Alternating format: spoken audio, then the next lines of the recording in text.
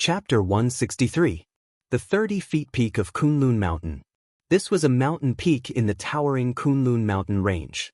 Its name was rather peculiar, but the mountain itself was not only 30 feet high. The mountain that was only 30 feet high was called a mound. There were several explanations for the origin of this mountain's name, but the most well-known one was that there was a clear spring at the top of the mountain. The water vapor was rising, and whenever the sun shone down, a 30-feet rainbow would appear on the mountain peak. This was why the mountain was named 30 feet. In the middle of the 30-feet peak, there was a spiritual cave. The cave door was tightly shut, and a layer of fallen leaves had fallen at the door. Dust was everywhere, and it seemed that it had been closed for a long time. However, on this day, there were many people standing near and far outside the cave. Among them, there were two women, one old and one young. They were Jean Dan Fryer, Melaleuca japonica, and Exin. At the same time, from the 30-feet peak, a strange whistling sound could be heard from time to time. It was like the roar of a dragon or the howl of a hurricane. It was as if there was a mysterious principle that resonated with the heavens and the earth, resonating with the mountains and rivers. It made people feel as if there was a giant beast that was about to awaken from its slumber. An inexplicable but incomparably abundant power seemed to be contained in this mountain. Like a butterfly that was about to break out of its cocoon, it slowly flapped its wings and whistled. Exion's face was full of worry. Her eyes stared unblinkingly at the tightly shut stone door of the cave. Her hand tightly grasped Melaleuca japonica's hand, and she seemed to be so nervous that it was difficult for her to even breathe. As for Melaleuca japonica, although her expression was relatively calm, there was a trace of hidden anxiety in her eyes. Like this, they waited outside the cave for a full 2 hours. However, there was no further change in the cave. Instead, even the strange roar of the dragon and tiger had slowly subsided. The various people on the 30-feet peak showed a trace of disappointment on their faces. Some people had already begun to turn around and leave. Exin, who was standing at the very front, turned pale and her hands and feet went cold. Melaleuca japonica seemed to feel something and sighed softly. She held Exion's little hand and hugged her gently. She said softly, it's okay. Don't worry." Exion's eyes were misty, and she looked sad. Even her voice seemed to be choking with sobs as she said, "Marshal uncle, why hasn't Master come out?" Melaleuca japonica shook her head and said softly, "Silly child, the Yuanying state is a huge life and death trial. It's not that easy to pass. Don't be too anxious." Exin bit her lip and said, "But you clearly said that the tiger and dragon sound is a sign of a breakthrough." Melaleuca japonica nodded and said, "That is indeed the case, and the sound of dragons and tigers is an auspicious sign." Exin smiled bitterly and said, "But for 7 consecutive days, it sounded every day and then fell silent again. Why is this?" Melaleuca japonica slowly shook her head and said, "When breaking through to the Yuanying state, there are thousands of illusions. It's difficult to see all of them. Moreover, the person breaking through the realm is different. Their techniques are different, their cultivation is different, and their state of mind is different. There are all kinds of subtle differences in the signs." She gently stroked Exion's soft black hair and said gently, "Good girl, we can only wait patiently and hope that your master is a good person." Exin nodded blankly, but the worry on her face still lingered. Her bright eyes only stared at the cave. Melaleuca japonica sighed in her heart and turned to look at the surroundings. After the tiger and dragon sound weakened, more than half of the surrounding onlookers had dispersed. Only a few people were still standing far away and looking in their direction. Suddenly, her eyes narrowed slightly. She saw a young man standing under an old pine tree in the distance. It was he. Melaleuca japonica frowned slightly, obviously not expecting he to come here. He also quickly noticed Melaleuca japonica's gaze. After looking in their direction, he smiled at Melaleuca japonica. His expression was somewhat respectful, obviously expressing that he had no ill intentions. Melaleuca japonica hesitated for a moment, then nodded slightly at him. In any case, he was a talented disciple with a bright future. What happened a few days ago, in fact, really had nothing to do with him. Melaleuca japonica herself actually didn't have any deep hatred with he. She just didn't know why he was guarding the entrance of Dongfang Tao's cave. What did he want to do? Yen Luo slowly turned her head and looked at the cave, only to hear that the sounds of dragons and tigers in the cave were getting softer and softer, and finally could not be heard anymore. Kunwa City, Black Hill Pavilion. Ping ping pang pang, pai li pa la. A series of strange noises rang out. In the courtyard, Old Ma was dumbstruck as he watched Lu Chen throw all the dishes he brought to go with wine, such as fried peanuts, pickled radishes, salted duck eggs, and so on, into the garbage basket. He shouted in astonishment, "What are you doing?" Lu Chen looked at this fatty with contempt. His eyes were filled with the superiority of a nouveau riche. Then he leisurely took out plate after plate of delicacies from the bag he carried with him. In the blink of an eye, the small dining table between them was filled with delicacies, and he even patted several layers of them.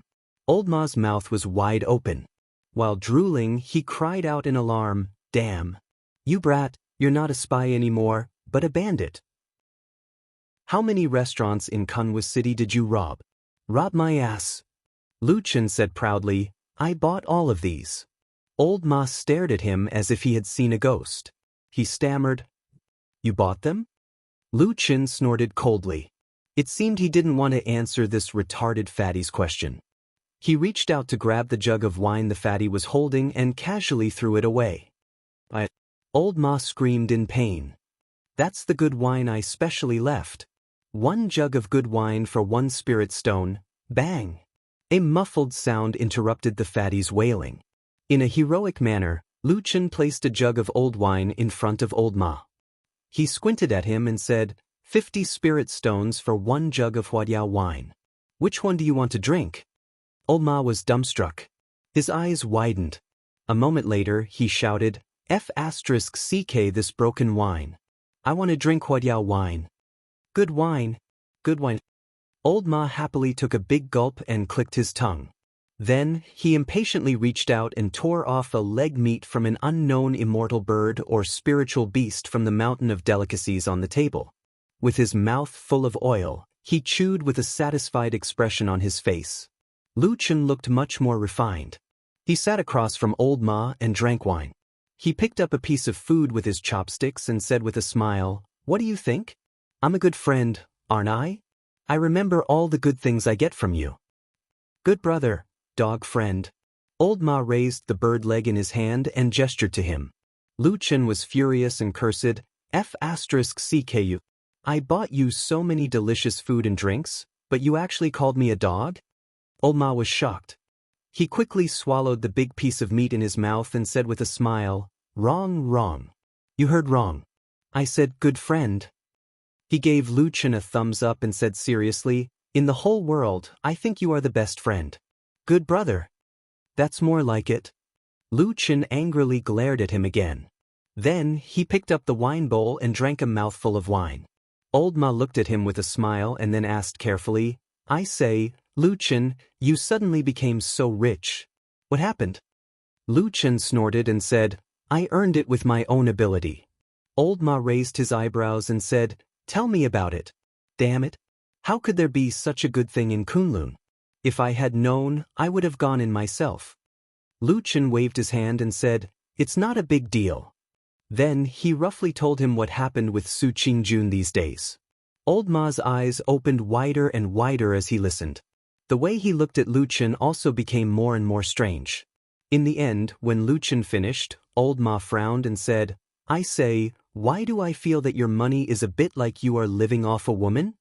Bullsh *T. Lu Chen flew into a rage and kicked him. He said, "Damn fatty, spit out what you just ate."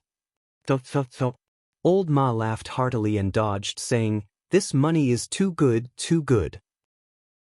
It's all because of your cleverness and resourcefulness." Lu Chen scolded him a few more times and then sat down.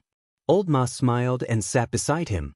After thinking carefully for a while, his face became more serious and he asked him softly, "So, you and Su Qingjun have also stayed on the same mountain for more than 20 days. How about it?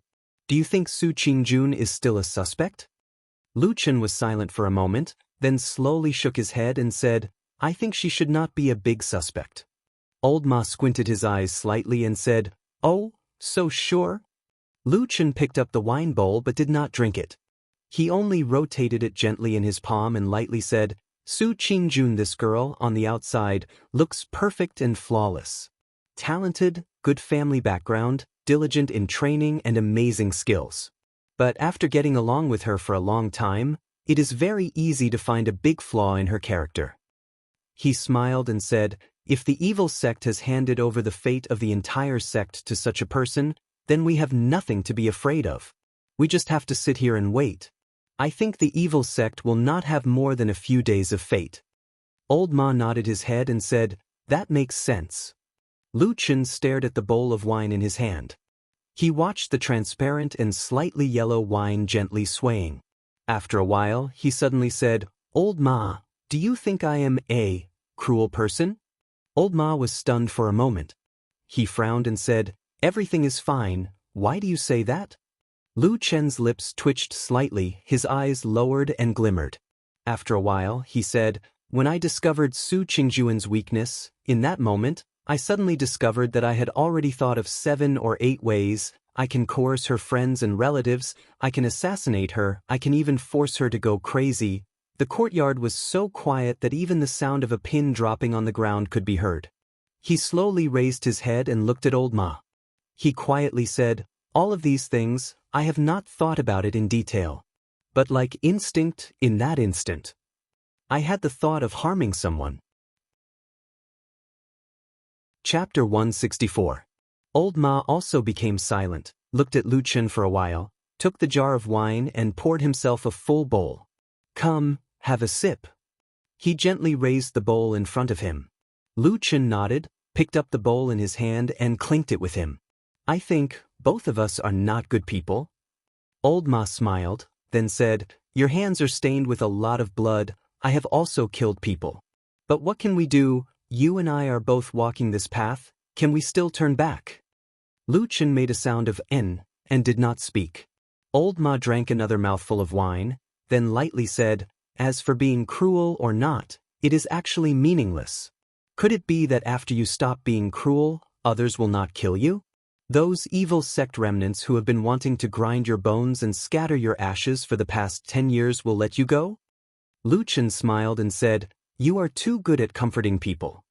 Old Ma also laughed, then looked at Lu Chen meaningfully and said, I feel that you seem a little strange. What do you mean? Old Ma said, You never asked this question in the past. Killing is killing. You don't even blink. That's the original you. But I found that ever since you went up to Kunlun Mountain, there seems to be something strange about you.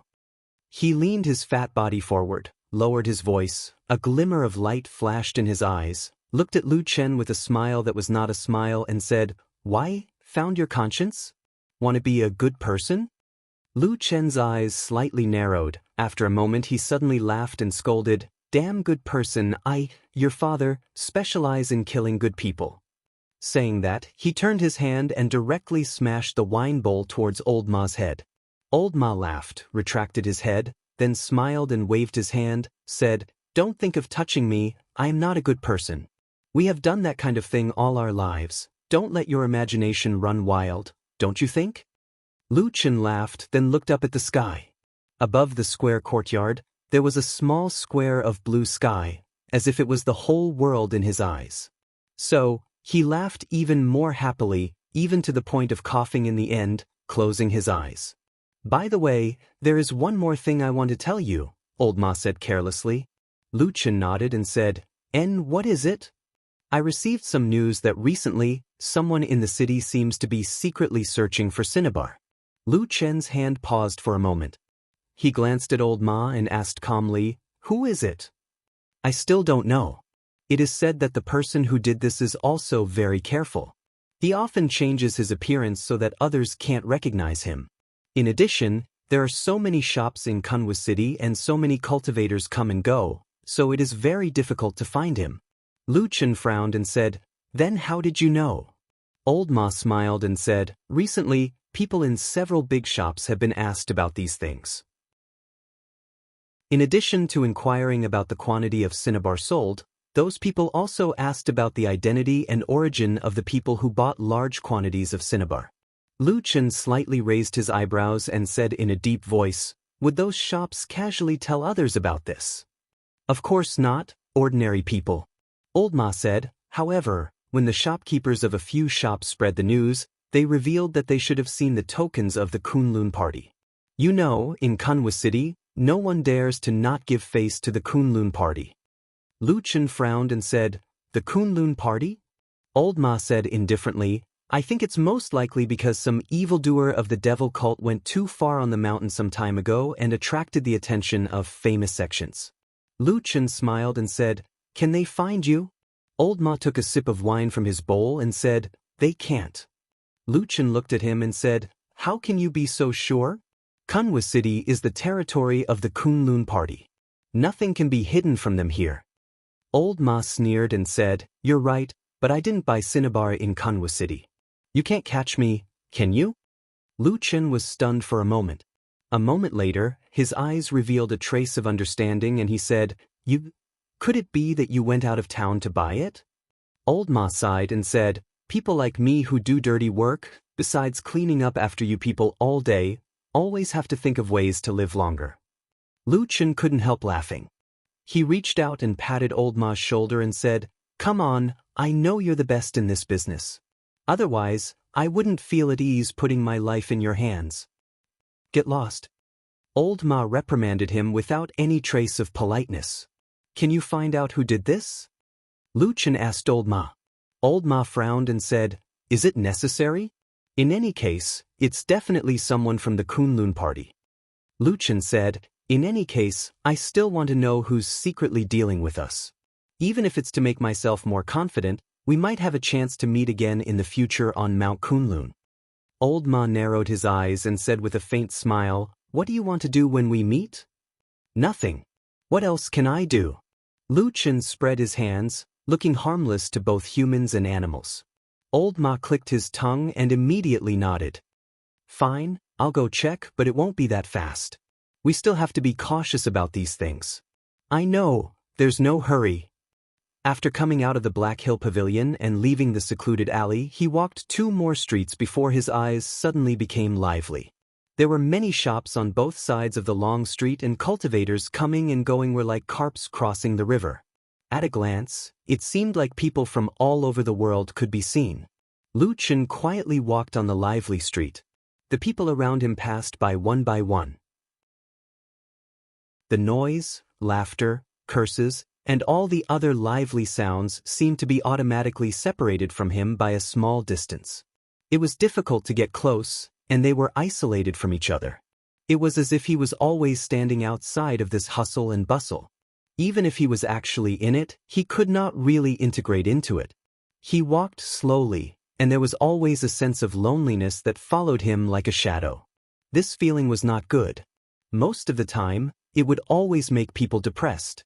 Even people who had long been used to it would not like it. Until he suddenly saw a familiar figure in front of him. For some reason, he suddenly wanted to chat with someone, so he smiled and caught up to her, calling out, "EXN." The woman in front of him was startled and looked back.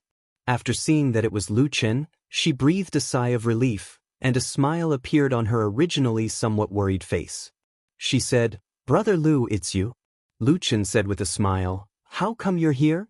EXN said, "Something happened at home, so I came back for a while. I'm on my way back to the mountain now." "Brother Lu, what about you? Seeing that you actually have time to come to Kunwa City today, could it be that you've already finished your business on Sister Sue's side?" Lu Chen said, "That's right. You actually don't know?" EXN sighed and said, I haven't been in the mood to think about anything else lately, so I've been paying attention to my master." She then roughly told Lu Chen about the situation on 30 Feet Peak.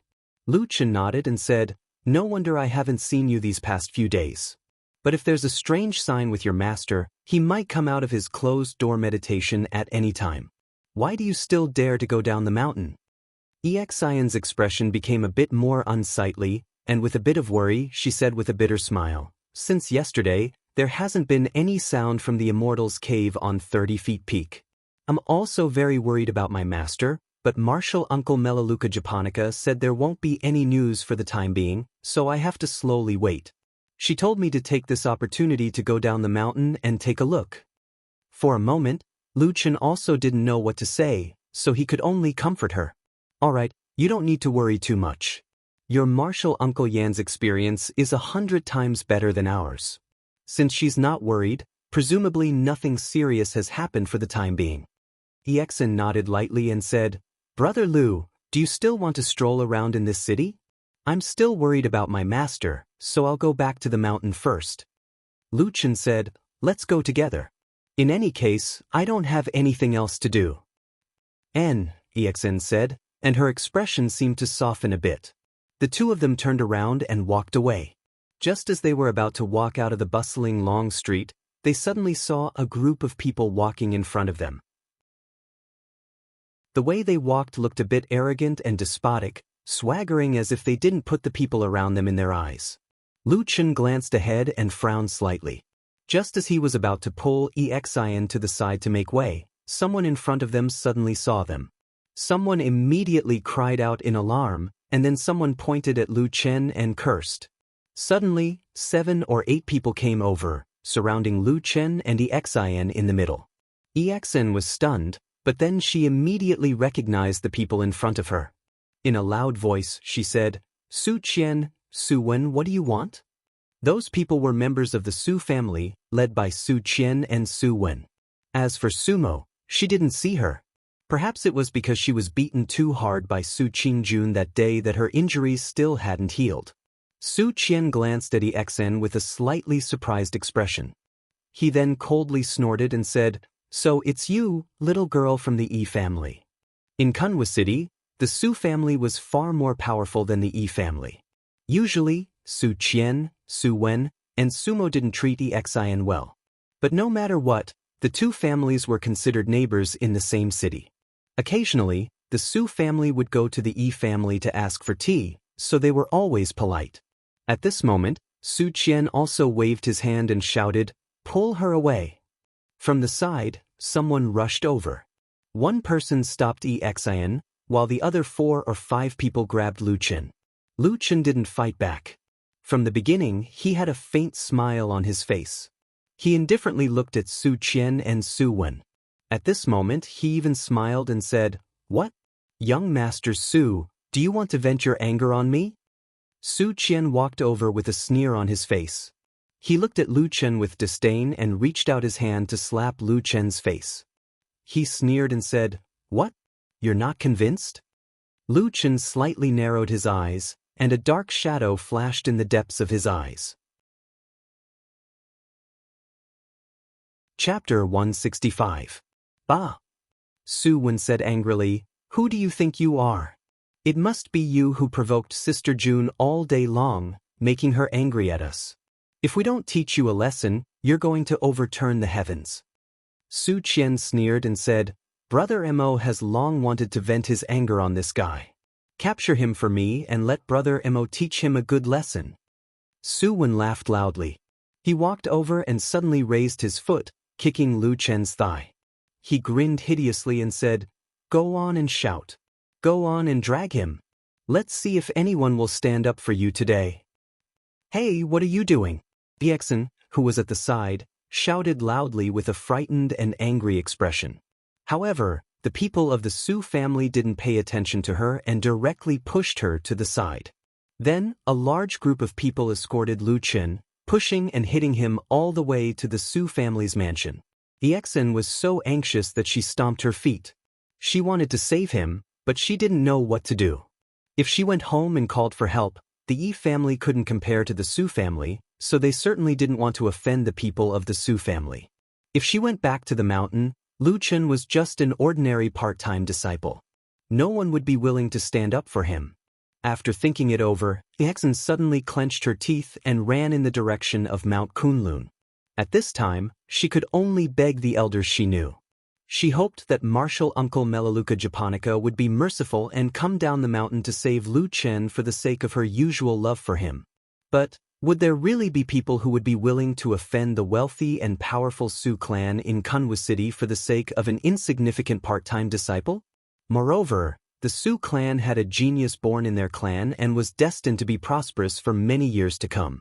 Even if it was Jean Dan Fryer of the Kunlun party? EXN did not dare to think about these things, because she was afraid that if she thought about it carefully, she would not even have the courage to run to Kunlun Mountain. Brother Lu, wait for me.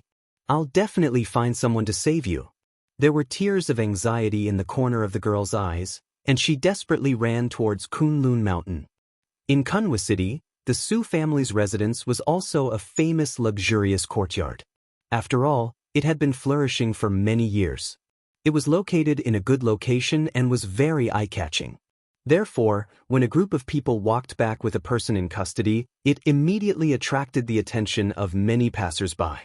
Of course, the Sioux residence's main gate was also very imposing, and there was even a special gatehouse next to it.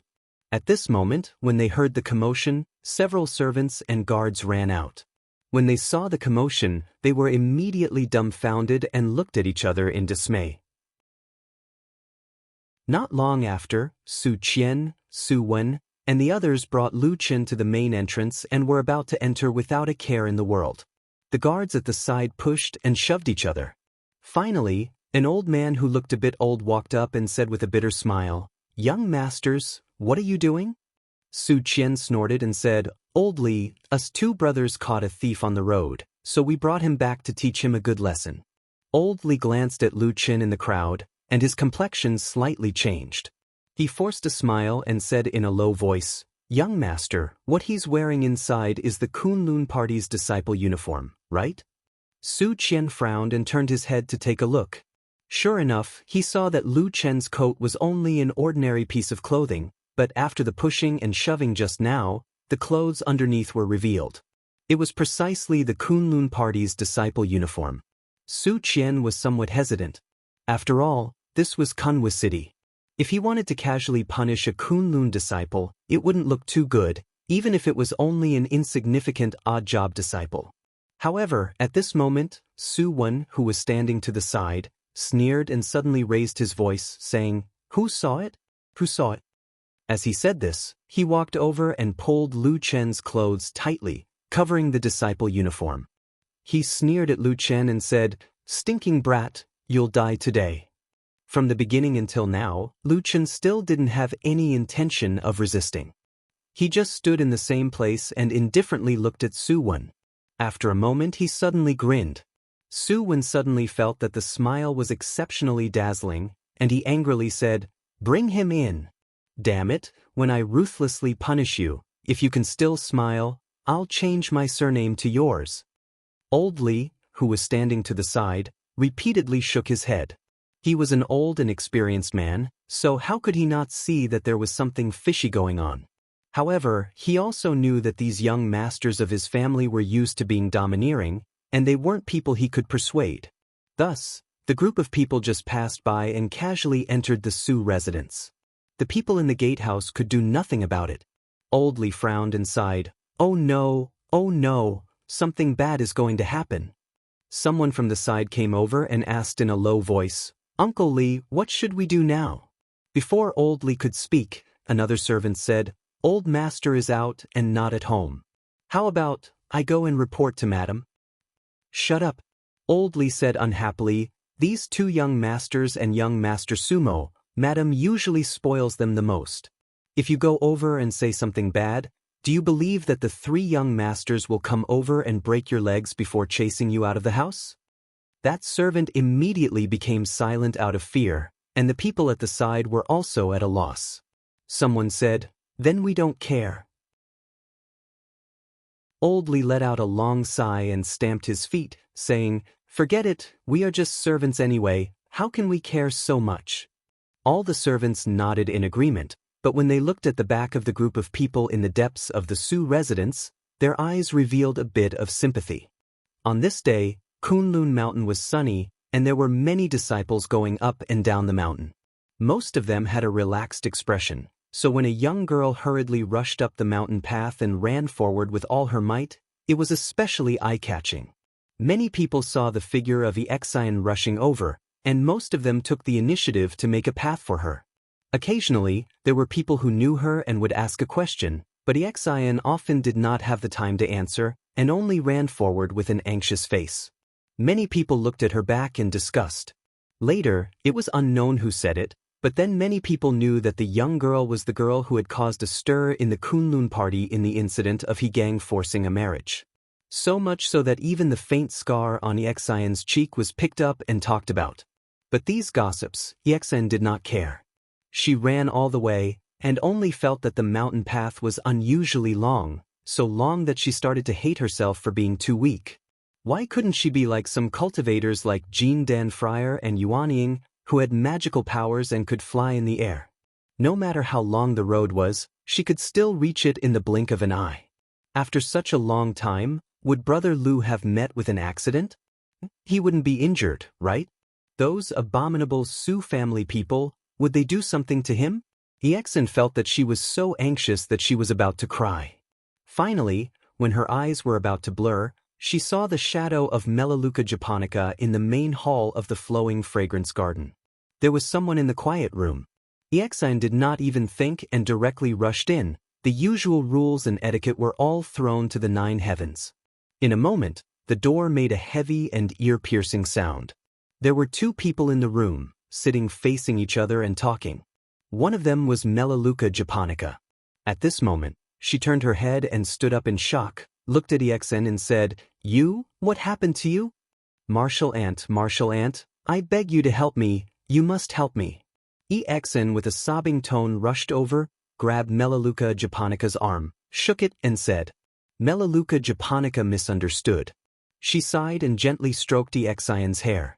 With a kind expression on her face, she said, "Ai, good child, don't be too anxious. Didn't I tell you earlier that your master indeed has difficulties in making the breakthrough, but it's still too early to say that he will fail. We still need to wait patiently for a while, so don't worry too much." Exian repeatedly shook her head and said, No, Martial Ant, I have a friend who ran into trouble in Kunwa City and was taken away. You help me go save him." Melaleuca japonica was startled, then she immediately frowned and said, "What exactly happened? Tell me clearly." Although Exian was anxious, she still had to tell her, so she roughly told her what happened on the street in Kunwa City. In the end, she said anxiously, "Martial Ant, Big Brother Lucien was taken to the Su family. Quickly go save him." Lucien? The Su family? At this time, a slightly surprised voice suddenly came from the side. Exian turned to look and was suddenly startled. She saw that the other person sitting across from Melaleuca japonica was actually Su Qingjun. When she came in just now, she was too anxious, so she didn't notice her. Now, she was also stunned. Looking at Su Qingjun's surprised expression, she didn't know what to say. After a long time, she awkwardly called out, "Younger sister Su." Su Qingjun's expression didn't look too good. She said gloomily, "Younger sister Exian, who took Lucien away?" Exian secretly glanced at her. After a moment of hesitation, she said in a low voice, "It was Su Qian and Su Wen. They brought 7 or 8 people. Brother Lu didn't even have time to fight back before he was taken away by them." Anger flashed across Su Qingjun's face, but she quickly suppressed it. She turned to Melaleuca japonica and said, "Martial Ant Yen, in short, thank you very much for the eagle fruit. In the future, Qingjun will definitely repay you. I have something to do today, so I will take my leave first." Melaleuca japonica nodded and said, It's just a small matter. It's not worth mentioning. You don't need to take it to heart." Go. Su Qingjun bowed, turned around, and strode out. When she passed by Exian, her gaze swept over Exian's anxious face. Her footsteps paused for a moment, then she said in a soft voice, "Younger sister, don't worry. Lucien, should be fine." As she spoke, she shook her head lightly and left. Exian was at a loss. After a moment, she suddenly became anxious again. She ran to Melaleuca japonica's side and said, Martial Ant, can you help me? Go and save him?" Melaleuca japonica looked at Exian and said, "Who is Lucien to you? Why are you so anxious for him?" EXN was stunned for a moment, then she said perfunctorily, "He's my friend. Marshal Ant, don't ask anymore. Quickly go and save him. Otherwise, something bad will really happen if we're late." Melaleuca japonica snorted and turned around to sit down. She said, "He's just a servant disciple. You want me to offend the Su family for him? How can you do that?" EXN was stunned. For a moment, she couldn't speak. However, at the corner of her eyes, there were a few sparkling tears. Chapter 166. All of you must die. He had even imagined that one day, when his big brother achieved success and fame and achieved the great undertaking of enlightened Yuanying, he would marry Su Qingjun, who was also known as a genius. Even when He Gang was at his most glorious and high-spirited, he never dared to imagine that he could develop a relationship with a woman like Su Qingjun. In his mind, only his most respected big brother, he, was worthy of such a fairy-like woman. However, he finally restrained himself because he still had a heavy responsibility. He still hadn't completed the task his big brother entrusted to him, so he couldn't delay his big brother's important matter. Moreover, he wasn't completely muddle-headed. He knew that if he acted impulsively and foolishly at this moment, in front of everyone in Kunwa City, not only would he have nowhere to escape, he would also implicate his big brother. EXN was extremely anxious. She suddenly ran into the distance, probably to ask for reinforcements. He Gang stared at the woman's back for a while and suddenly hesitated. But very quickly, he discovered that his hatred for Lu Chen had unexpectedly surpassed that of EXN. He finally had an answer to the matter that he couldn't understand no matter how hard he thought. When he saw how close EXN and Lu Chen were, a raging fire burned in his heart, burning his heart and organs. Even his eyes turned red. It was at this time that he suddenly saw a familiar figure on the bustling street. It was EXN. When the time came, he would definitely treat this sister-in-law with special respect. He would sincerely instruct his big brother and sister-in-law to achieve supreme glory and become great figures whose names could shake the world. Could it be that they already had a secret affair since they were in the land of chaos? A talented man and a beautiful woman, who wouldn't be envious of them? He had no love for EXN now, only bone-deep hatred. I can't harm my big brother. This was the greatest strength He Gang could muster to suppress all the violent emotions in his heart. He fiercely glared at the young girl who seemed to have a lot on her mind, and was about to leave. He Gang wasn't an idiot with a one-track mind, so he was naturally grateful. Without this big brother's care, he felt that he wouldn't be able to walk in front of people. He was afraid that even if he died and rotted on the side of the road, no one would be willing to look at him again. Big brother's business was his business. It was a big deal. If it was possible, even if there was only a glimmer of hope, He Gang did not want to disappoint his elder brother. In other words, he had privately given him a token of the Kunlun party. Intimidated by the prestige of the Kunlun party in this place, He Gang was able to get some information from those big shops and had a few suspected useful clues. However, after he and Yi secretly investigated and verified these things, they all proved to be useless. Unfortunately, this matter still didn't have a good ending. On this day, when he came out of that big shop empty-handed, his mood was still somewhat gloomy. Just before he went to the land of chaos, he was still a person with a bright future ahead of him. He was a young talent that many people in the Kunlun party thought highly of. Not to mention, he still had a big brother whom many elders in the sect thought highly of and even had hopes of becoming a Yuanying immortal in the future. All of a sudden, He Gang felt as if he was suddenly enlightened. It was as if ice and snow had been poured on his head. His entire body suddenly felt cold from head to toe. In that instant, he seemed to understand everything. He stared fixedly at the man beside EXN, his mind churning. Then, he finally remembered that he seemed to have seen this person before in the land of chaos. In the midst of all this, he accidentally bumped into a silent fat man standing in the crowd. However, both he and the fat man seemed to be absent-minded and didn't pay attention to it. Therefore, when He Gang squeezed his way forward, he didn't notice that the fat man in the crowd had a very deep look of worry in his eyes. He was staring fixedly at Lu Chen, who had been captured by the Su family. However, Everything, all the things that he had dreamed of, seemed to suddenly shatter before his eyes. At that moment, Gang felt his mind go blank, but it also felt like the raging waves of the sea, lightning flashing and thunder rumbling. He felt as if he had faintly thought of something extremely important, but he just couldn't grasp it. What did this mean? However, according to the two useless young masters of the Su family, it seemed that Su Qingjun really did beat up her own brothers for this man. Could it be that the fairy-like, perfect woman actually had an affair with this man? Sure enough, that Lu Chen wasn't a good person.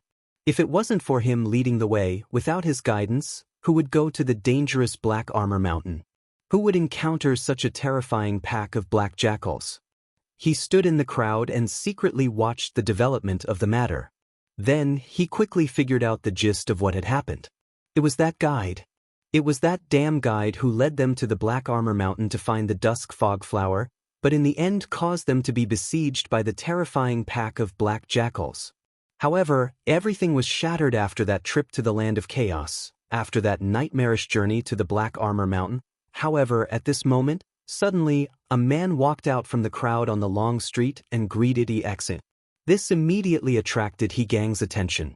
Following that, the seemingly close relationship between him and Exin also made Gang's heart burn. Gang was such a person. For a moment, Gang's heart surged with an impulse to rush over and grab that woman. He wanted to stab her several times, cut her face, and then interrogate her while dripping with blood. Why did she do this to me? It's him, everything is because of him. Such a voice was like the howling of an evil spirit roaring in Gang's ears, occupying all his thoughts. At this moment, he simply wouldn't think about the other facts that he had deliberately ignored. The moment he saw Exin, Gang's body suddenly trembled. At that moment, it was hard to describe his feelings. In fact, looking back on the past, he really couldn't say how deeply he loved this woman. However, later on, this seemingly innocent girl suddenly used such a cruel and tragic method to bite back at him, directly sending him into the 18 levels of hell. This was something that he had never expected at all. Brother Lu? She actually called his name so intimately, as if they had reached a certain level of intimacy. However, looking at this man, he looked so ordinary where, for example, Exin wouldn't have known Lu Chen at all.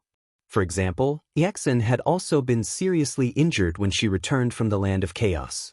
For example, from the beginning to the end, he had been the one to pester Exin. In his heart, perhaps Exin should compensate him for the harm he had suffered. He hid in the shadows by the roadside and looked at Lu Chen and Exin with eyes that were about to spit fire. He watched as they chatted intimately, as well as those intentional and unintentional intimate gestures. This slut, how dare you betray my big brother? All of you are evil, the entire world is evil. He roared angrily in his heart. Then, he watched as the Su family arrogantly humiliated Lu Chen and took him away. When did these two adulterous men and women hook up? How could a woman like Su Qingjun have any relationship with this ant-like man named Lu Chen? He didn't mind this too much and didn't say anything to Gang. However, Gang took it to heart and always felt that he had let his big brother down. It must have something to do with this man. They must have had an affair, so this adulterous man and woman deliberately harmed us. Therefore, although he hadn't made any progress in tracking down the cinnabar in the shops in Kunwa City, he also told him that if there was no hope in this matter, he should put it off for now. There was no harm in thinking of other methods while he was on Mount Kunlun. However, Gang still held on to a sliver of hope and secretly continued to inquire and investigate. It couldn't be said that love turned into hate. Gang's pupils suddenly shrank as if he had been struck by lightning. For the bustling Kunwa City, this day was probably just an ordinary day, but for many people, it was perhaps even more lively than usual. However, this matter was still very difficult to deal with. First, there were too many shops in the city and cinnabar wasn't considered a particularly precious spiritual material, so many shops sold it. Second, he was investigating the identity of the buyer, which was actually quite embarrassing. Shops with small buyers wouldn't pay attention to it at all, but shops with big buyers would keep a close eye on it and wouldn't easily reveal it. During this period of time, For the sake of the task, his big brother, he had been secretly wandering among the shops of various sizes in Kunwa City to inquire about the spiritual material cinnabar. At that moment, Gang wished he could tear Lu Chen into 1,000 pieces. Staring at the two people, Gang was burning with rage. He let out a silent roar and was about to pounce on these adulterous men and women. But right at this moment, a group of people suddenly rushed out from the other side and surrounded Lu Chen and Exin. This bastard named Lu Chen unexpectedly had a relationship with Su Qingjun, who was famous in the Kunlun party and was almost synonymous with perfection and fairy. That aloof, fairy-like woman.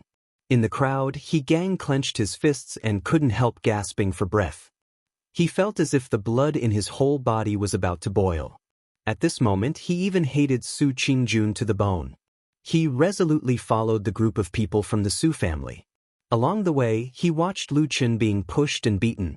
The pleasure in his heart couldn't be any greater. When he was about to reach the gate of the Su residence, because there were already a lot of onlookers around, he had no choice but to desperately squeeze his way in. That day, among the 3 people on the Black Armor Mountain, Xian's cultivation was the lowest and she had the least experience. But why did Martial Uncle Han die tragically, and he was seriously injured and disfigured, but this woman was safe and sound? He even offended all the young masters of the Su family in Kunwa City and even caused them to be beaten up. But very soon, Gang found another thing that made him even more jealous. So much so that when he saw those people from the Su family pushing and beating Lu Chen, a trace of cold and ruthless killing intent flashed across the depths of his eyes. In pain, people were always willing to believe what they liked, regardless of whether it was right or wrong. Until today, he became like this, neither a human nor a ghost. Not only did he implicate his big brother, he was also punished, and he was even driven out of the Kunlun party. In such a miserable situation, the source of everything was instantly transferred to this hateful man. Gang, who had originally taken a step forward, suddenly stopped. The two brothers had a good relationship since childhood.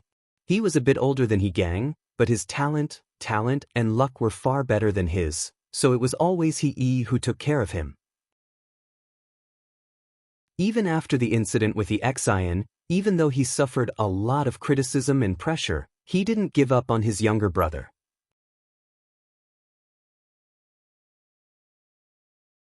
Chapter 167. This fatty was, of course, Old Ma. Old Ma stood in the crowd, looking with worry at Lu Chen, who had been captured by the Su family. He was originally a secret agent, so he was very well informed. The time it took for the Su family to clash with Lu Chen on the street, and the time it took for him to be escorted to the gates of the Su residence was enough for him to know what had happened. Old Ma rushed over and saw the scene of pushing and shoving in front of the gates of the Su residence. His face was as gloomy as water, his pupils slightly contracted. Someone pushed forward and bumped into him, but he did not even react, his gaze only fixed on Lu Chen. Then, when Lu Chen was escorted to the gates of the Su residence by the crowd, the servants and guards in the gatehouse rushed out to speak with Su Qian, Su Wen and the others. He temporarily stopped and turned his head to look. In the blink of an eye, they saw each other. Their gazes met in the air. Old Ma's lips moved slightly. After taking a deep breath, he took a step forward. But at this time, Lu Chen suddenly shook his head lightly. Old Ma immediately stopped, standing stiffly in place like a pillar, even if his eyes flashed with a layer of indescribable pain and anger. His hands were hidden in his wide sleeves, clenched into fists, his fingernails digging into his flesh, leaving deep white marks. His gaze was silent, but it seemed to say something. Two silent men, standing in the crowd, seemed to be a lonely shadow outside of this world. At this point in life, it was like a trace of mud flitting across the years, or like someone's meaningless and distant sigh. So, there were actually so many more important things. Old Ma raised his head, looking at the sky. It was daytime, the sky bright and clear. In this beautiful world, in this bright day, how could there be a shadow? He gritted his teeth, but smiled and then slowly lowered his head.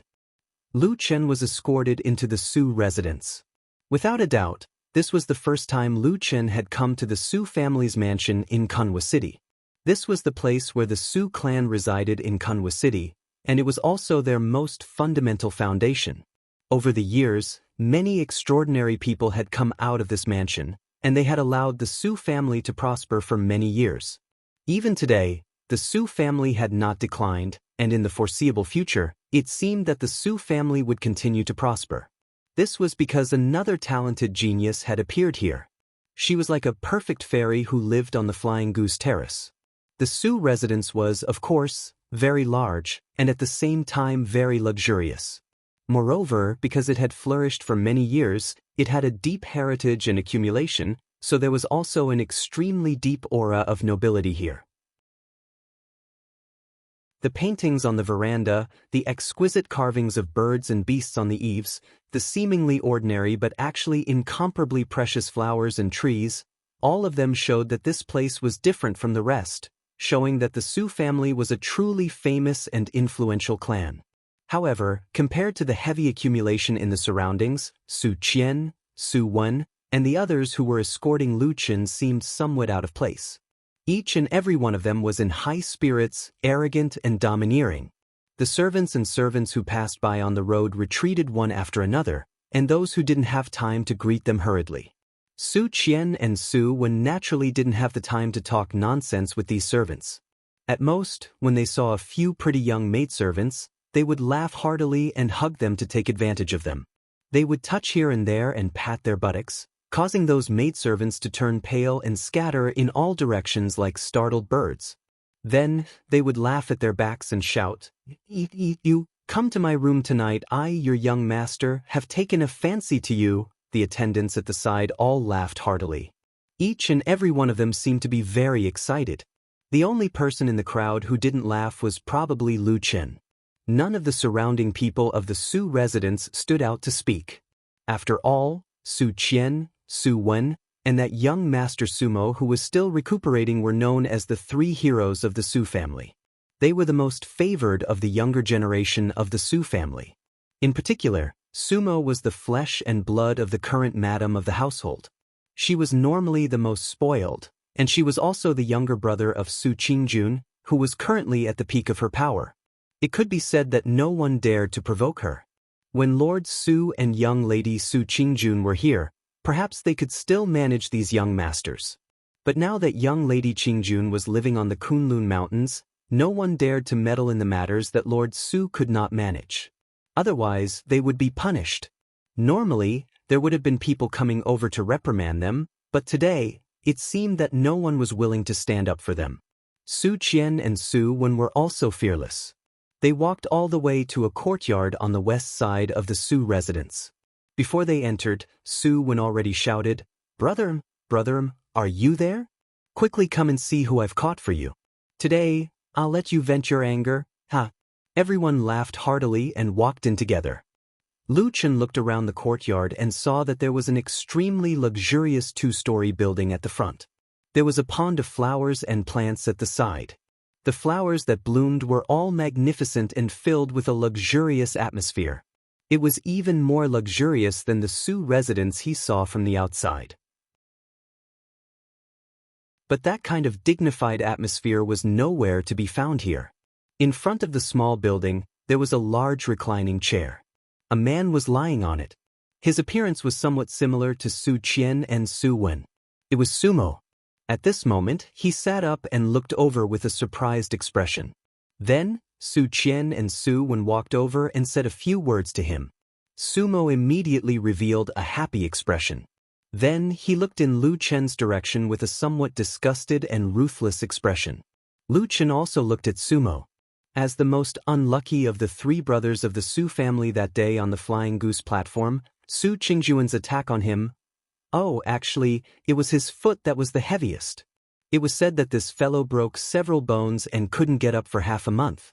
Looking at his current appearance, it seemed that he really hadn't fully recovered. Once a woman flipped out, it was still very scary.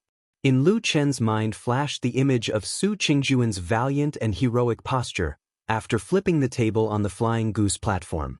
He couldn't help but laugh in his heart. But on the surface, he still quickly lowered his head and didn't look at the people around him, appearing somewhat timid. Just now at the Sioux residence's front door, he saw Old Ma. With their many years of working together and friendship, even if it was just a silent glance, they were able to exchange a lot of information and thoughts. He saw Old Ma's worry, but in the end he still stopped him. The evil sect spy hiding in the Kunlun Mountains had still not been found. No matter what, it was not the time for him to expose his identity. Since he had to compromise, since he was determined to endure it, then there was no point in continuing to resist. Bring him over. Sumo, who was sitting on the rattan chair, shouted loudly. The attendants beside her immediately surrounded Lu Chen and pushed him to the stone steps in front of the small building. Su Qian and Su Wen stood beside Sumo. Sumo looked very excited. She stared at Lu Chen and said with a hideous smile, "Brat, do you still recognize me?" "Yes, you are Master Su." Lu Chen replied honestly. Sumo laughed and said, "You didn't expect this day would come, right?" Lu Chen sighed and said, "Master Su, if I say that what happened that day was a misunderstanding and it really has nothing to do with me, will you believe me?" "Pay." The three brothers of the Su family on the steps spat in unison, their faces showing disdain. Sumo said fiercely, "Do you think we are fools?" Su Wen stood at the side and sneered. "In the past, Sister June was so good to us and would grant all our requests. But after you came to the Flying Goose platform, so many things happened.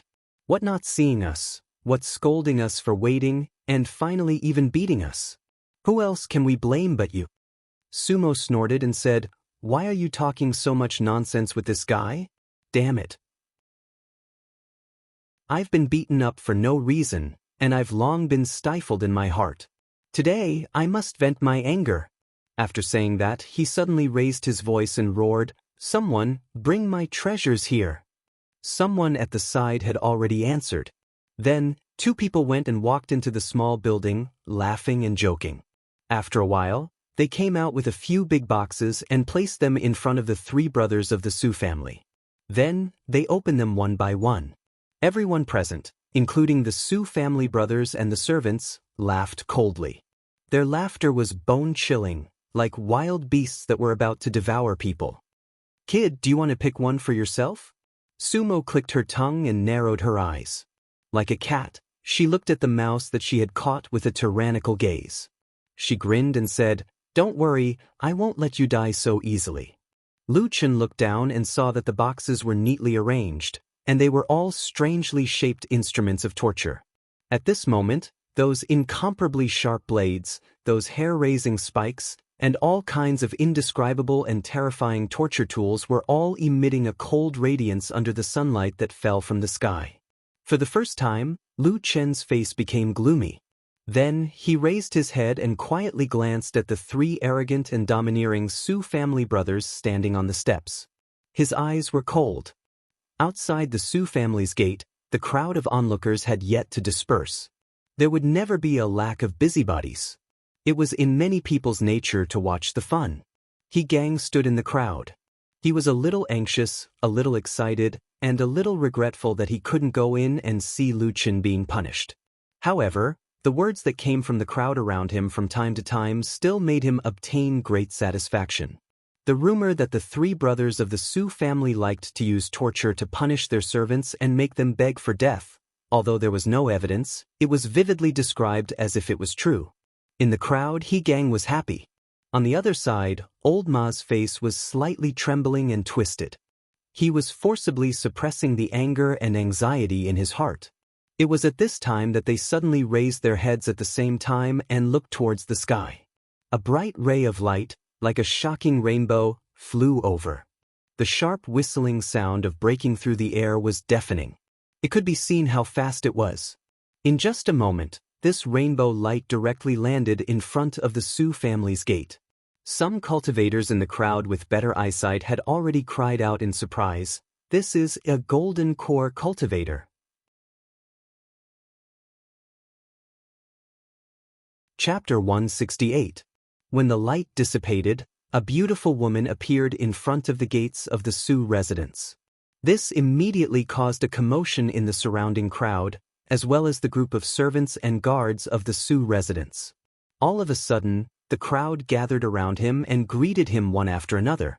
However, behind the crowd, there was a manservant whose expression suddenly changed. After looking left and right, he took advantage of the crowd's inattention to sneak away and ran into the depths of the Sioux residence.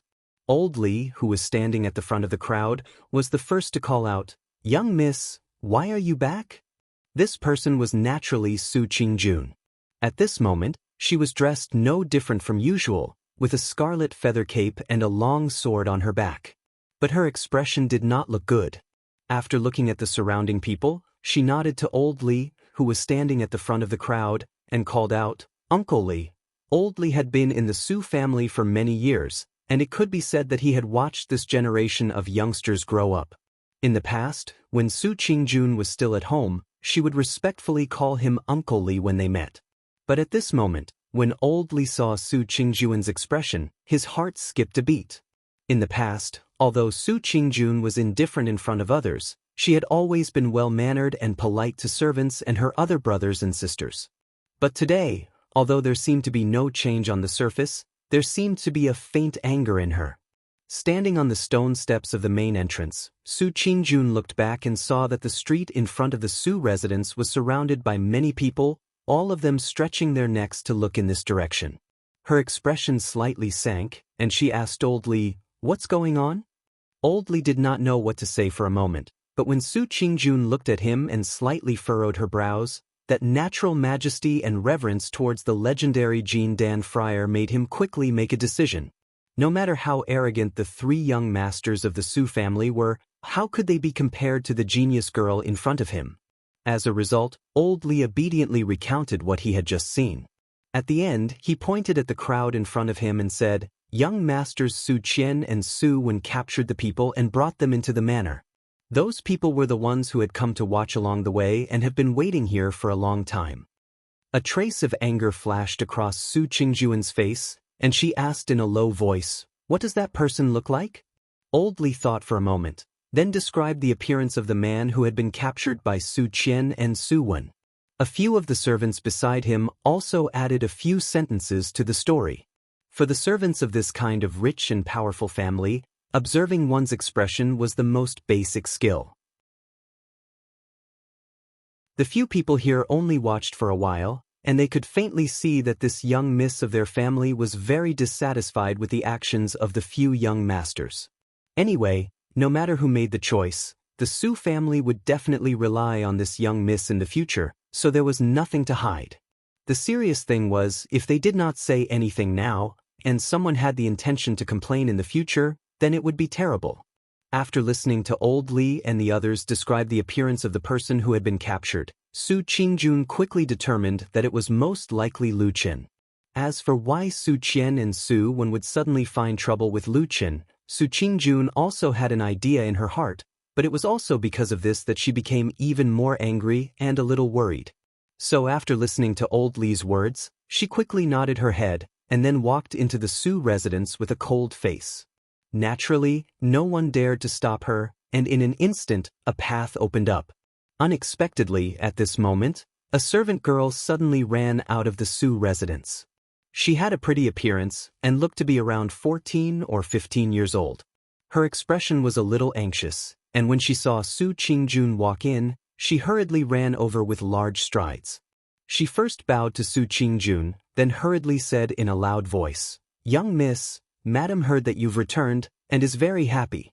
She wants you to meet her in the front hall." Su Qingjun's footsteps stopped, and a trace of surprise appeared on her face. "Mother wants me to go over?" The servant girl nodded repeatedly and said with a smile, "Yes, Madam said that she hasn't seen you in a long time. It's rare for young miss to return today, so she wants to see you immediately." A trace of hesitation flashed across Su Qingjun's face. Since she was young, she had been taught to be an educated and reasonable person, to be filial to her parents, and to be friendly to her younger siblings.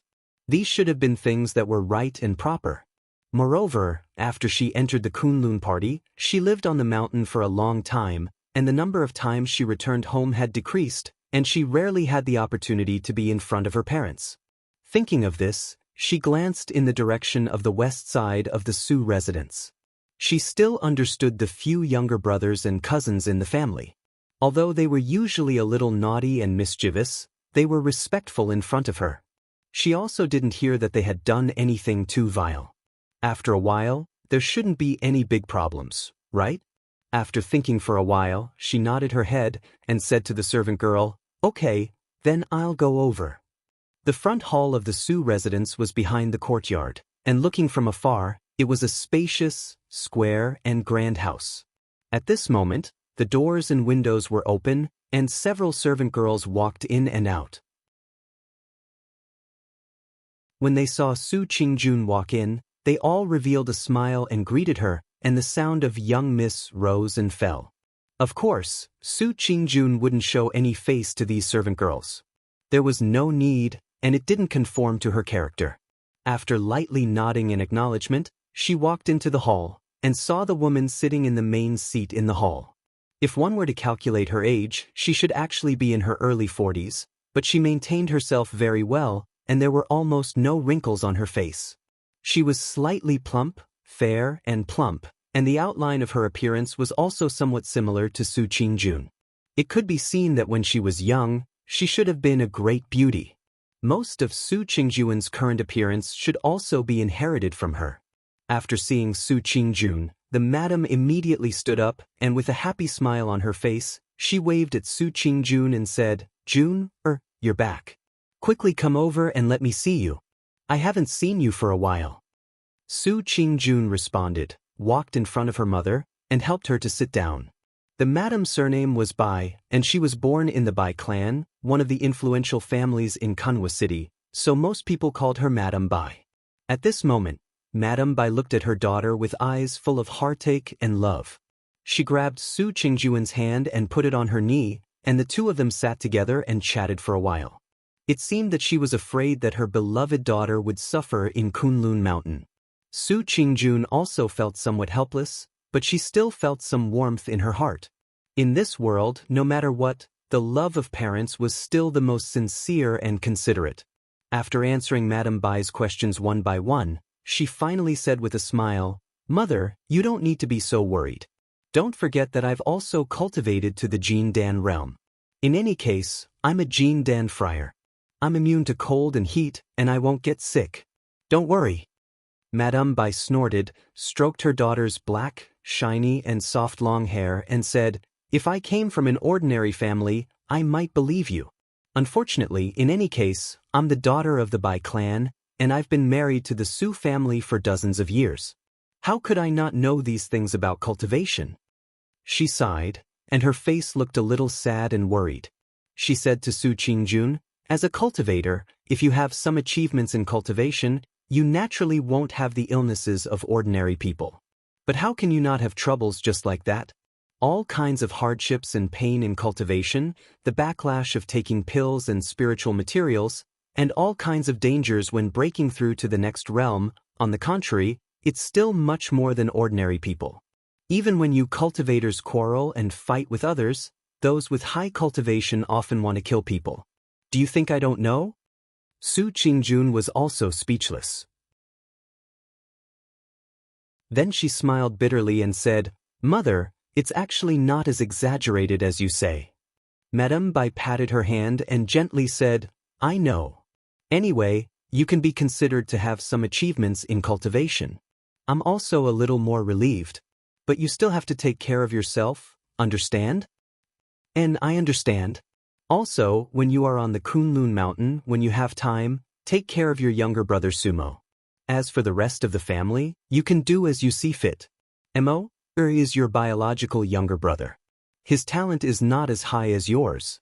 It's also my fault. When I was giving birth to him, I met with something that didn't go my way. Anger attacked my heart and caused me to have a difficult birth, causing his innate vitality to be damaged."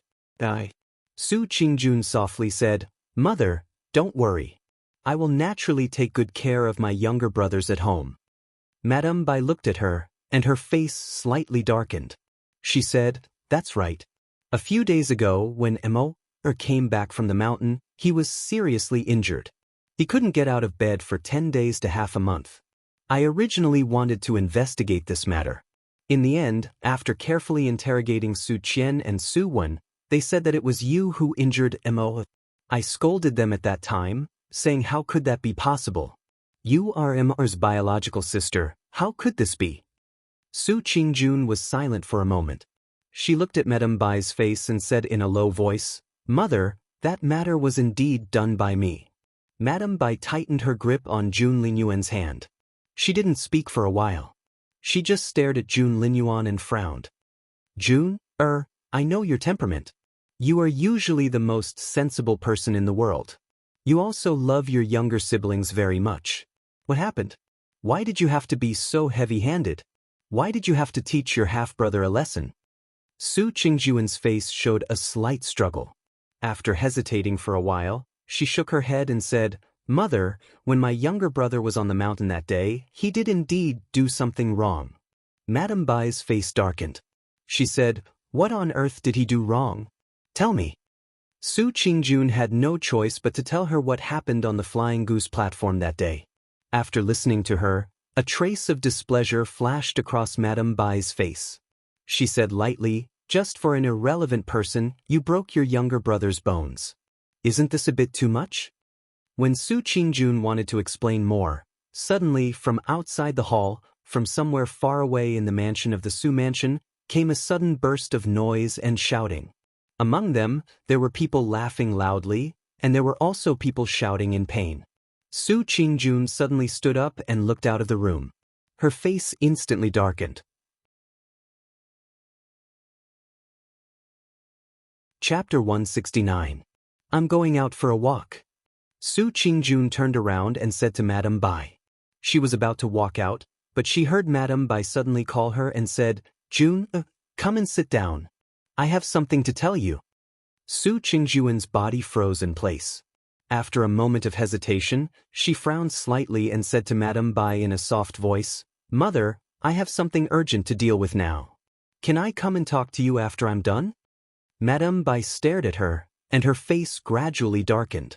She said lightly, Why? In your opinion, is there anything more important than your parents in this world? Su Qingjun was stunned and speechless. She turned around to look at Madame Bai and said, Mother, how can you have such a thought? I've never disrespected you. Madame Bai looked at her for a while and suddenly sighed. She said, My good daughter, of course I believe you. Come here. She waved at Su Qingjun. Su Qingjun was a little hesitant, but then she slowly walked over. Madame Bai stood up and gently held her in her arms. There was a trace of love on her face. She murmured, In this world, how can there be parents who don't love their children? Jun, I'm really thinking about you. Su Qingjun was silent for a moment. She said, Mother, I still don't quite understand what you mean. Madame Bai shook her head and said, You're in a hurry to go out now. Do you want to go to your brother's place? Su Qingjun suddenly raised her head and looked at Madame Bai. She looked surprised and blurted out, Mother, how did you know? She paused for a moment, and then her face turned cold. She said, Then you also know what Sumo did? Madame Bai gently waved her hand and said, That child is only a little naughty. It's only because you beat him up so badly last time that he has nowhere to vent his anger. He doesn't dare to cause trouble for you. Isn't he just casually finding an insignificant servant to vent his anger on? What's there to be surprised about? Su Qingjuan's eyes showed some surprise and anger. She said in a low voice, That's not right. Madame Bai snorted and said, There are many big and small aristocratic families in Kunwa City. There are many young people there who beat people to vent their anger. Beating and scolding is like a common thing. Don't say it as if you haven't seen it since you were a child. Su Qingjun wanted to say something, but she hesitated.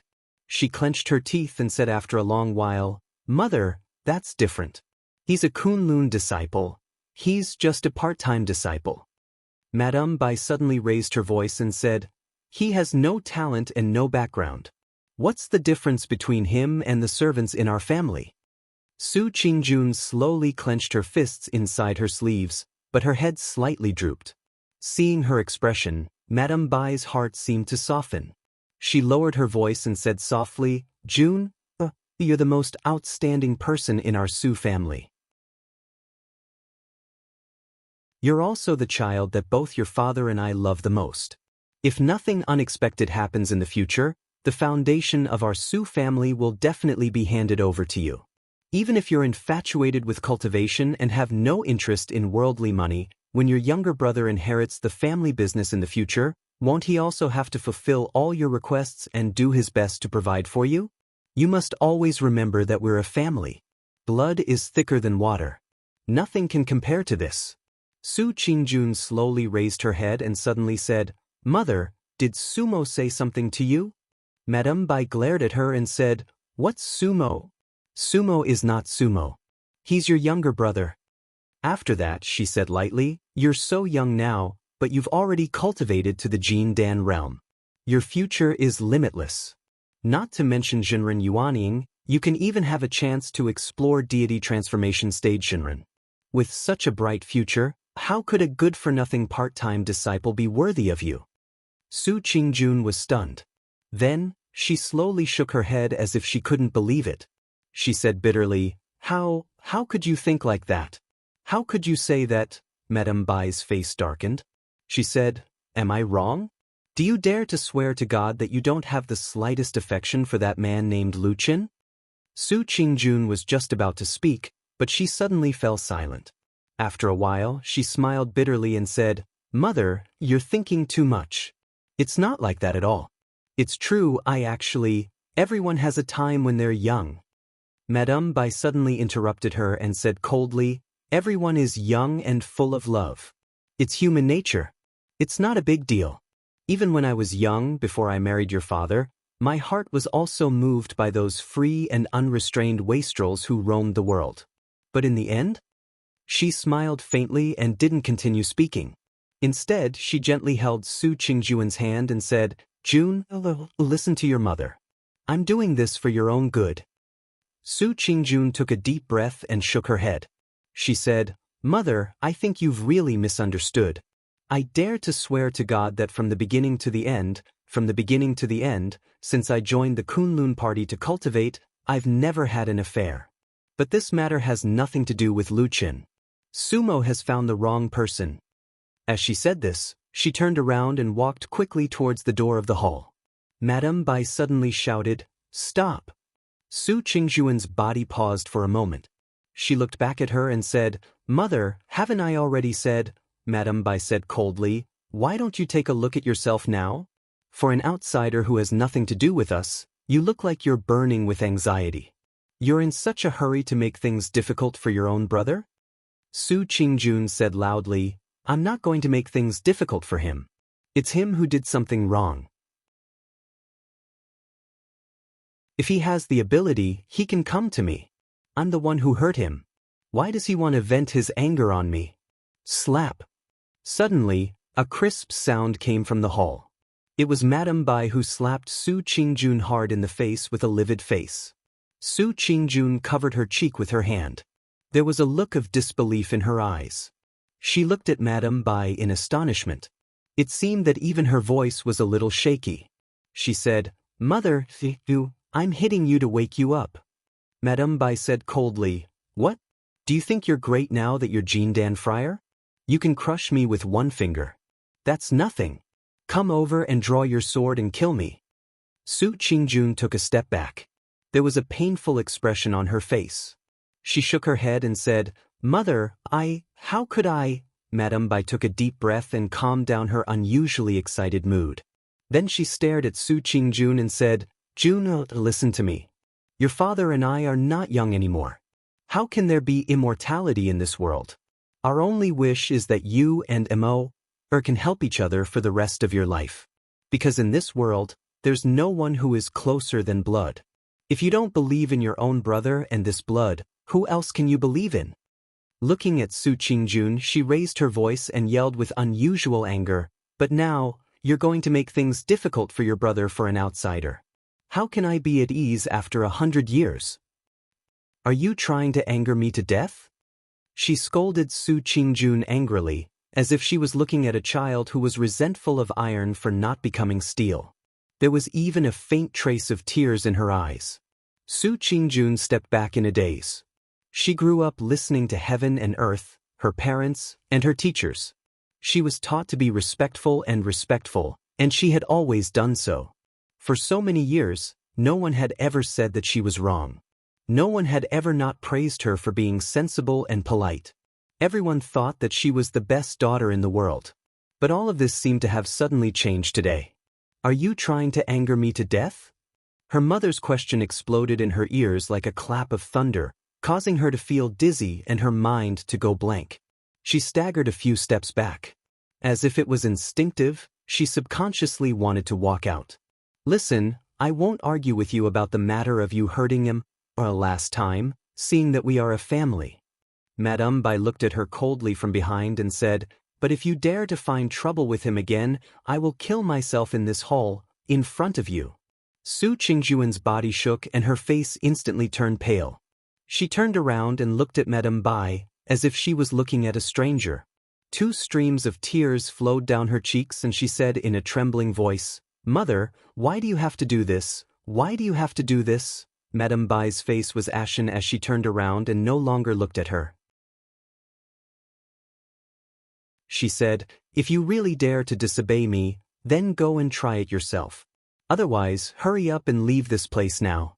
Immediately return to Kunlun Mountain. Leave immediately." At the end of her words, her tone was harsh and stern. Su Qingjun looked at her in a daze. Then she slowly walked out of the hall. Under the strange gazes of the servants, she used her hand to wipe away the tears on her face. This way, she could pretend that she was still perfect. She slowly, step by step, walked towards the front. From the depths of the mansion, tyrannical laughter and painful voices still floated over from time to time. There were even more joyful laughter as if she was the accomplice of a villain. But her footsteps still involuntarily walked towards the Su Fu's main gate. Heaven and earth, father and mother. High like a peak, heavy like a mountain. She raised her head and looked at the sky. The azure blue sky seemed to have no end. It was so deep and vast, endless. Her face was pale, as if there was not a trace of blood. Unknowingly, she really did walk in front of the Su Fu's main gate. The group of servants and guards hurriedly came forward. The one leading them was still oldly. Looking at Su Qingjuan's face, he said with some worry, "Eldest young miss, are you all right?" Su Qingjun did not respond to his words. She only stared blankly at the several stone steps in front of the Su Fu's main gate. She had never thought that these stone steps in her own house would be so difficult to walk. The most difficult thing in the world? Was it the ways of the world? Her face was pale as she stood in front of this huge aristocratic family's main gate. She stood under the Su family's large signboard. The people at the side looked at each other, but for a moment, no one dared to say anything. She did not know how long she stood there. The wind blew past her body, her hair and clothes all slightly fluttered. Gradually, a clear and cold feeling seeped out. Clear as water. Cold as ice and frost.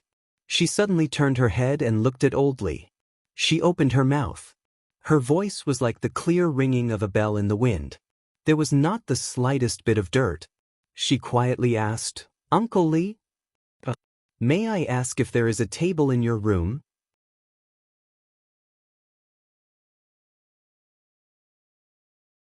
Chapter 170. That day was supposed to be a very, very ordinary day in Kunwa City. It was bustling, people coming and going, merchants and goods flourishing. The cultivators were in high spirits, and the ordinary mortals lived in peace and contentment. The big clans in the city were also like this, enjoying the shade under their own big trees, peacefully and leisurely passing every good time. How many years had it been? Hadn't it always been like this? No one had ever thought of changing and no one was willing to change. The Su family, a big clan in Kunwa City, was also like this. Until that quiet afternoon, when an exceptionally mournful and soul-shaking sharp whistle suddenly appeared in this deep courtyard, as if it had pierced through the heaven and earth and shattered all the tranquility, tearing everything to shreds. Boom! It was a deafening sound. Like a thunderbolt on a clear day, like a thunderstorm, it exploded in this big residence, causing everyone to turn their heads in astonishment, causing the hall to shake, and causing the ground to tremble. Like a tiger's roar breaking through the mountain forest, It swept across the clear sky like an invisible but incomparably swift and violent wave, wildly and ferociously surging in all directions. A table flew into the air. It was a square black wooden table, plain and simple, without too many exquisite and flashy carvings, only deep and heavy. It flew up. A table flew up. The table didn't have any intelligence. If it did, it certainly wouldn't have thought that in its ordinary life, it would unexpectedly have such a brilliant and world-shaking fortuitous encounter. It flew into the air, emitting a deafening sharp whistle, then broke through the sky and flew away. Wherever the flying table passed, it was invincible and unstoppable. People were thrown off their feet, horses were thrown off their feet, trees were toppled over, and walls were split open. Like a fierce tiger descending the mountain, like a divine dragon entering the sea, wild and unruly, with a violent determination, it advanced courageously. Amidst the rumbling sound, dust flew everywhere, and the entire Sioux residence was in chaos. Screams and cries instantly rang out everywhere. Everyone was overwhelmed with shock, not knowing what had happened. Only that table, alone and proud, flew over the crowd, passed over the gazes, knocked down the trees, and broke through the high walls. It was a flying table. It rushed into the sky and arrived with a rumbling sound. As a result, the sand and stones scattered and heaven and earth resonated with each other. A huge cloud of dust seemed to have condensed into an earth dragon, rumbling from afar. It was like a hot knife through butter. From the depths of the pavilions and courtyards, it forcibly broke open a path to that small courtyard. Finally, in a deafening noise, a large hole was first smashed open in Sumo's courtyard. Then cracks appeared everywhere, and strange noises were heard. A moment later, in a rumbling noise, an entire wall collapsed with a loud rumble. Dust flew up into the air. Everyone was dumbstruck. They turned their heads to look in that direction, and in the depths of the dust cloud, a faint breeze blew over. A figure slowly walked out from the thick dust cloud. With a long sword on his back, his expression was cold. Like a lonely and proud woman in the world, she stepped through the dust and walked into this place. The air reeked of blood. Su Qingjuan's gaze passed through the shocked crowd and saw Lu Chen lying on the ground. That man seemed to have lost a lot of blood. There seemed to be many wounds on his body. Those wounds looked very deep and heavy. In some places, not only blood and flesh could be seen, but even white bones could be seen. It was a horrible sight, and it made one's hair stand. But for some reason, even with such heavy injuries, the man did not faint. He seemed to still be very conscious. Even if this was an unbearable pain for ordinary people, he would rather endure it than lose his consciousness. Or perhaps he was already used to this kind of pain. When he turned his head to look in the pool of blood, his gaze met with Su Qingjuan's in the air. He looked at her walking over. He was lying in a pool of blood. There did not seem to be much pain on his face at that moment. He was even in the blood. Facing her, he smiled slightly. That bloody smile was shocking and soul-stirring. It was like a sharp sword piercing into her chest, like a raging fire burning her soul. Su Qingjun held her breath. Her body trembled slightly. She clenched her teeth tightly. Just when she wanted to control herself again, she saw that beside the man lying on the ground, there were those terrifying and twisted instruments of torture scattered all over the ground. Those sharp, twisted and bloody blades. It was as if a sudden clap of thunder had suddenly exploded above her head. It was as if a demonic beast lying dormant in the depths of her heart was roaring. That surge of hot blood rushed to her heart, causing her heart to go blank for a moment. She opened her mouth slightly, as if she wanted to say something. But for some reason, not a single word came out. She could only stare blankly at the man lying in a pool of blood. She clenched her teeth, and a few tears flowed down from the corner of her eyes. Then, like a young child, she used the back of her hand to wipe away the sparkling and dazzling tears on her cheeks. "Hey, Sister June, why have you come?" A voice called out from the front. It was Sumo, who was sitting on the chair in front of the small building. She straightened her body and smiled at Su Qingjun. "Why did you make such a big scene?" "Sister, you are going to tear down our house." "But it doesn't matter. Our house doesn't have anything else but money. You can tear it down however you want. At most, we can just rebuild it again in the future. Su Qingjun glanced at Sumo. Without saying a word, she stepped forward and walked towards Lu Chen. The smile on Sumo's face froze. She looked at Su Qian and Su Wen who were standing beside her. Su Qian coughed and gave a look to the attendants standing below. After a while, someone came over to greet Su Qingjun. He forced a smile and said, "Eldest miss, look, this is the person that young Master Mo wants." His voice hadn't even finished resounding in the air when a shrill cry suddenly resounded from his mouth. His entire body suddenly rose from the ground. Su Qingjun had stretched out her hand, grabbed his shirt, and then tossed him away like a rock. The dumbfounded crowd watched as the man in midair drew an arc across half of the courtyard. Then, with a bang, he slammed heavily into the wall that was still standing on the opposite side. In an instant, a clear human imprint was left on the wall. Then, with blood flowing from his mouth and nose, he fell to the ground motionlessly. It seemed that he had fainted. In the small courtyard, there was a sudden silence. After a while, there was suddenly an angry and irritable voice. It was Sumo. She shouted from the front, "What are you doing? Are you trying to show off to me? Don't forget that we are brother and sister. Brother and sister. Because of an outsider, you caused me to be like this. Is it not enough you still want to beat me? Come, if you have the guts then beat me to death. Beat me to death." He roared furiously, like an irritable beast. Su Qingjun looked coldly at him in front of the small building. Her eyes were as cold as snow. She suddenly raised her hand.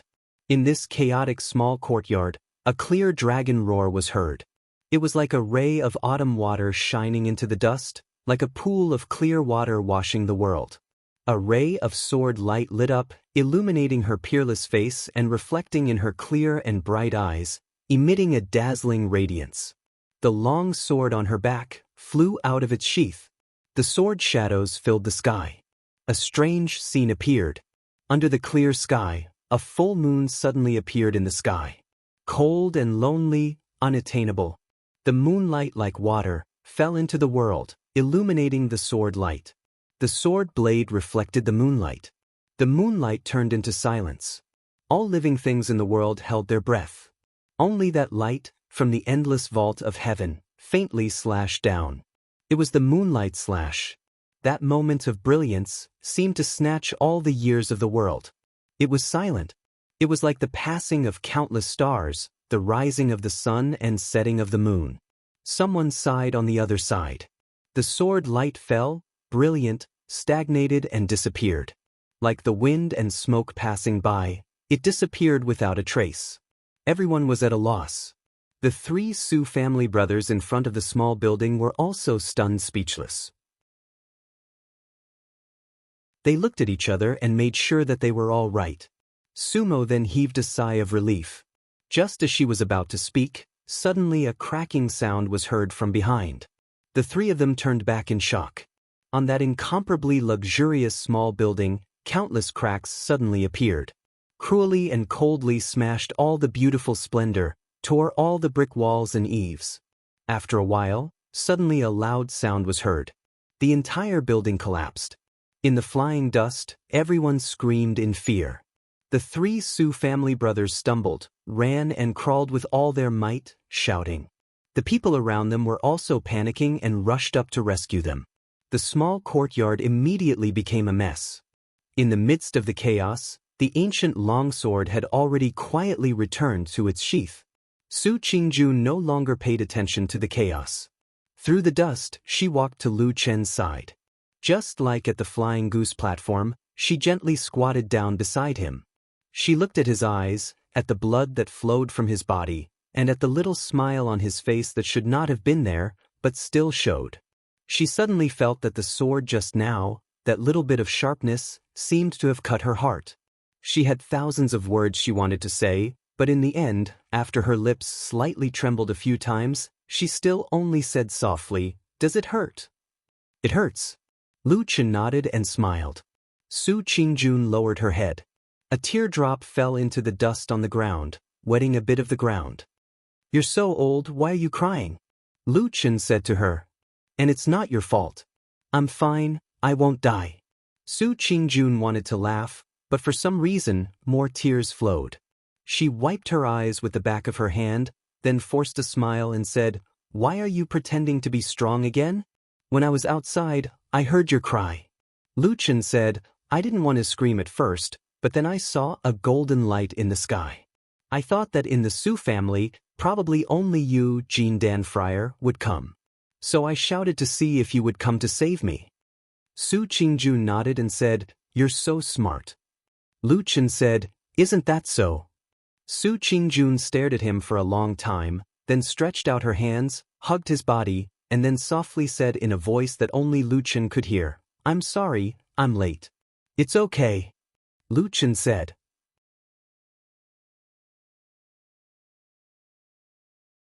Chapter 171. Warm blood flowed down from his body and quickly dyed her clothes.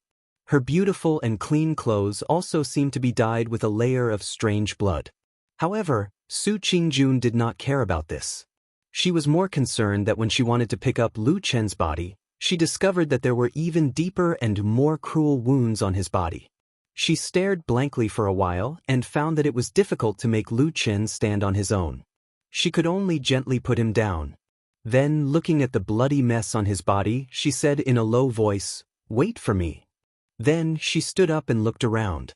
She walked towards the small courtyard where many attendants, including the 3 Su family brothers, were standing together. The power of the moonlight slash just now was too strong. It had already frightened everyone here, including Sumo, who had not yet recovered. When they saw Su Qingjun walk over, everyone immediately took a few steps back with a look of fear on their faces. Su Qingjun's face was as cold as frost. She pointed at one of the attendants who looked a bit cleaner and said, "Take off your outer clothes." That attendant was stunned for a moment and said in surprise, "What?" Su Qingjun did not say it a second time. She only looked at him coldly. That attendant's legs instantly went soft. He repeatedly said, "Good, good, good." As he said this, he hurriedly took off his outer clothes. He was afraid that if he was a bit slower, his hands and feet would also leave his body like the clothes. Su Qingjun grabbed the outer clothes and walked back to Lu Chen's side. Then she carefully wrapped his body with the clothes, not letting those bloody wounds be exposed in the dust. Lu Chen smiled and said, "There's no need to go through so much trouble." Su Qingjun looked at him and said in a low voice, "Why didn't you die from the pain?" Lu Chen laughed loudly. But after laughing a few times, his voice twisted like the muscles on his face. He sucked in a breath of cold air. It seemed that he had touched a wound somewhere. Su Qingjun shook her head. There was a trace of worry in her eyes. She used all her strength to help him up. At the same time, she put one of Lu Chen's arms on her shoulder so that most of his body was leaning on her body. Then she was about to leave. In the eyes of the other people in the small courtyard, this kind of action was like they had seen a ghost. Especially the 3 Su family brothers, their faces were full of shock. Sumo was the first to jump out. But it seemed that her injuries had not healed very well. She tripped and almost fell. Fortunately, she was supported by Su Qian and Su Wen. He barely managed to stand and shouted at Su Qingjun, "Sister, what are you doing? Do you have an affair with this person?" Su Qingjun looked at him coldly and said, "Shut your stinky mouth." Sumo was furious and shouted, "I am your brother from the same father and mother. Why can't I tell you about your affairs?" Su Qingjun stared at Su Mo coldly and said, "If it weren't for the fact that you're my close relative, I would have cut you down with my sword just now based on the heartless evil you've done today. Get lost. You are not allowed to meddle in my affairs in the future." After being glared at by her ice-cold gaze, Su Mo recalled the lonely yet terrifying sword light just now. For a moment, he couldn't muster up the courage to refute her. However, at this moment, an angry voice suddenly came from outside the door, saying, "How dare you? He, as your brother, can't meddle in your affairs. Then what about me, as your mother? Do I have the right to meddle in your affairs?" All the people present were moved and turned to look. Sure enough, they saw a well-maintained woman walking in from the door of the small courtyard. It was Madame Bai, the current madam of the Su family. For a moment, many attendants and servants greeted her. The three brothers of the Su family went to greet her. Sumo even limped to Madame Bai and shouted with a little sob, "Mother!" Madame Bai patted him gently on the shoulder, her expression overflowing with affection. She then turned to look at the wretched state of the collapsed trees and collapsed walls. Her brows immediately furrowed, and when she looked at Su Qingjun again, her expression was incomparably gloomy. "Jun, don't you have any respect for me?" Under Madame Bai's threatening gaze, Su Qingjun dodged a little at first. But soon she seemed to have the courage to look straight into her mother's eyes and said, "Mother, I have said that it was my brother's fault today." Madame Bai said angrily, "What did he do wrong? Even if he did something wrong, it's not worth it for you to make such a big fuss. Do you want to tear down our house?" Su Qingjun sneered. She pointed at the frightening torture tools and blades scattered on the ground and said coldly, "Do you see these things? Do you think he made a small mistake when he used these disgusting things to harm people?" She suddenly raised her voice and said loudly, "This is only in our house. If it were in Kunlun Mountain, under the strict rules, what would be waiting for him?" Madame Bai glanced at the torture tools. Suddenly her face turned pale. Obviously, she was shocked and even a little frightened. Then, as if she thought of something, she glared at Sumo fiercely. Sumo looked as if he had shrunk into a ball. He lowered his head and didn't say a word. Madame Bai gritted her teeth and cursed in a low voice, "I will deal with you later, you unfilial son." As she said this, she took a deep breath and looked at Su Qingjun again. At this moment, the look in her eyes was a little different. She had already faintly felt that this daughter in front of her, the most outstanding genius in the family, seemed to be somewhat different from before. If Mo did something wrong, he will naturally be punished according to the family rules. Even when your father returns home and finds out about this, he will not be spared. Madame Bai looked at Su Qingjun and said gloomily, "But what I want to know is, have you forgotten what I said to you in the front hall?" She seemed to be very, very angry. She stared at Su Qingjun and said word by word, "You don't care about your mother's life at all?" Su Qingjun smiled faintly. There seemed to be some bitterness and helplessness in her eyes. She shook her head gently and said, "Mother, you know it's not like that."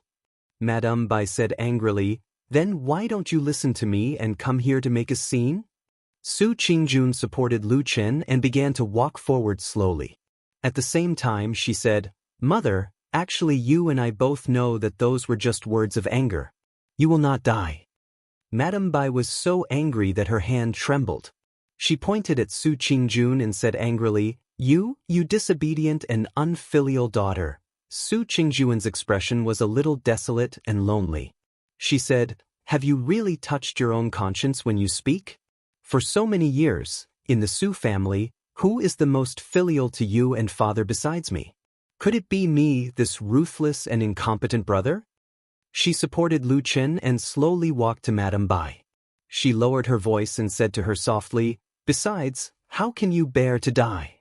You care so much about your appearance every day. You take care of it for a few hours every day. What you put on and what you eat are all good things to maintain your appearance. And there are so many young mothers and concubines at home. If they don't die, how can you be willing to take a step first, right?"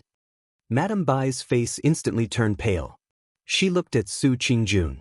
Her lips trembled slightly, but for a moment, she couldn't say anything. Su Qingjun walked past Madame Bai and continued to walk forward. After a moment, Madame Bai suddenly cried and shouted to her, all right. You've grown up. I can't control you anymore.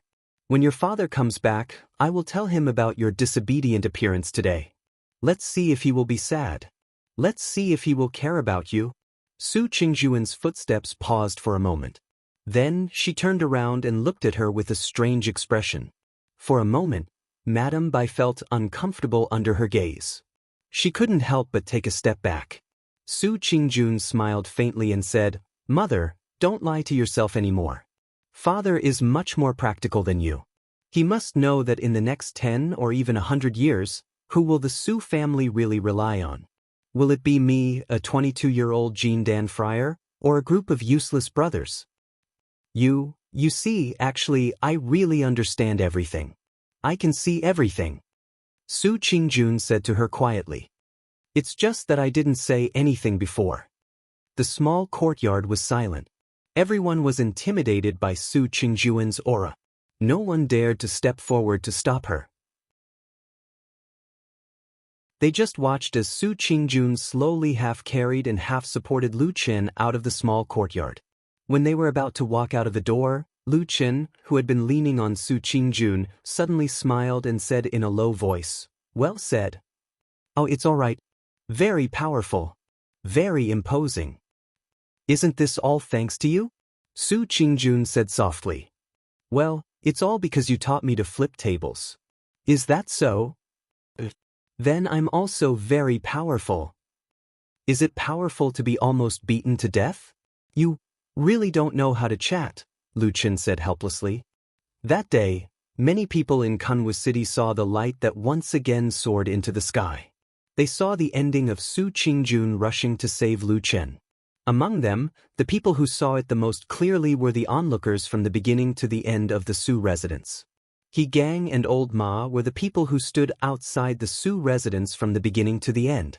But their reactions were completely different. He Gang looked at the light that went far away in the sky. His eyes were full of hatred, as if they were about to spit fire. He gritted his teeth and cursed so loudly that no one could hear him. Then he turned around and left with large strides. "I must inform Big Brother about this matter as soon as possible. That bitch was moved by an ant-like oddjob disciple. She must be a fickle person. She's absolutely not worthy of Big Brother. I must warn Big Brother. Moreover, they are both famous geniuses. If there is a fight in the future, it's not like I can't make use of that ant named Lu Qin." Behind He Gang, the slightly plump old Ma looked like he finally heaved a sigh of relief. His whole body relaxed. But a moment later, when he looked at the Su residence's door again, his gaze changed. It was ice cold with a trace of callousness. Like a wolf or a tiger.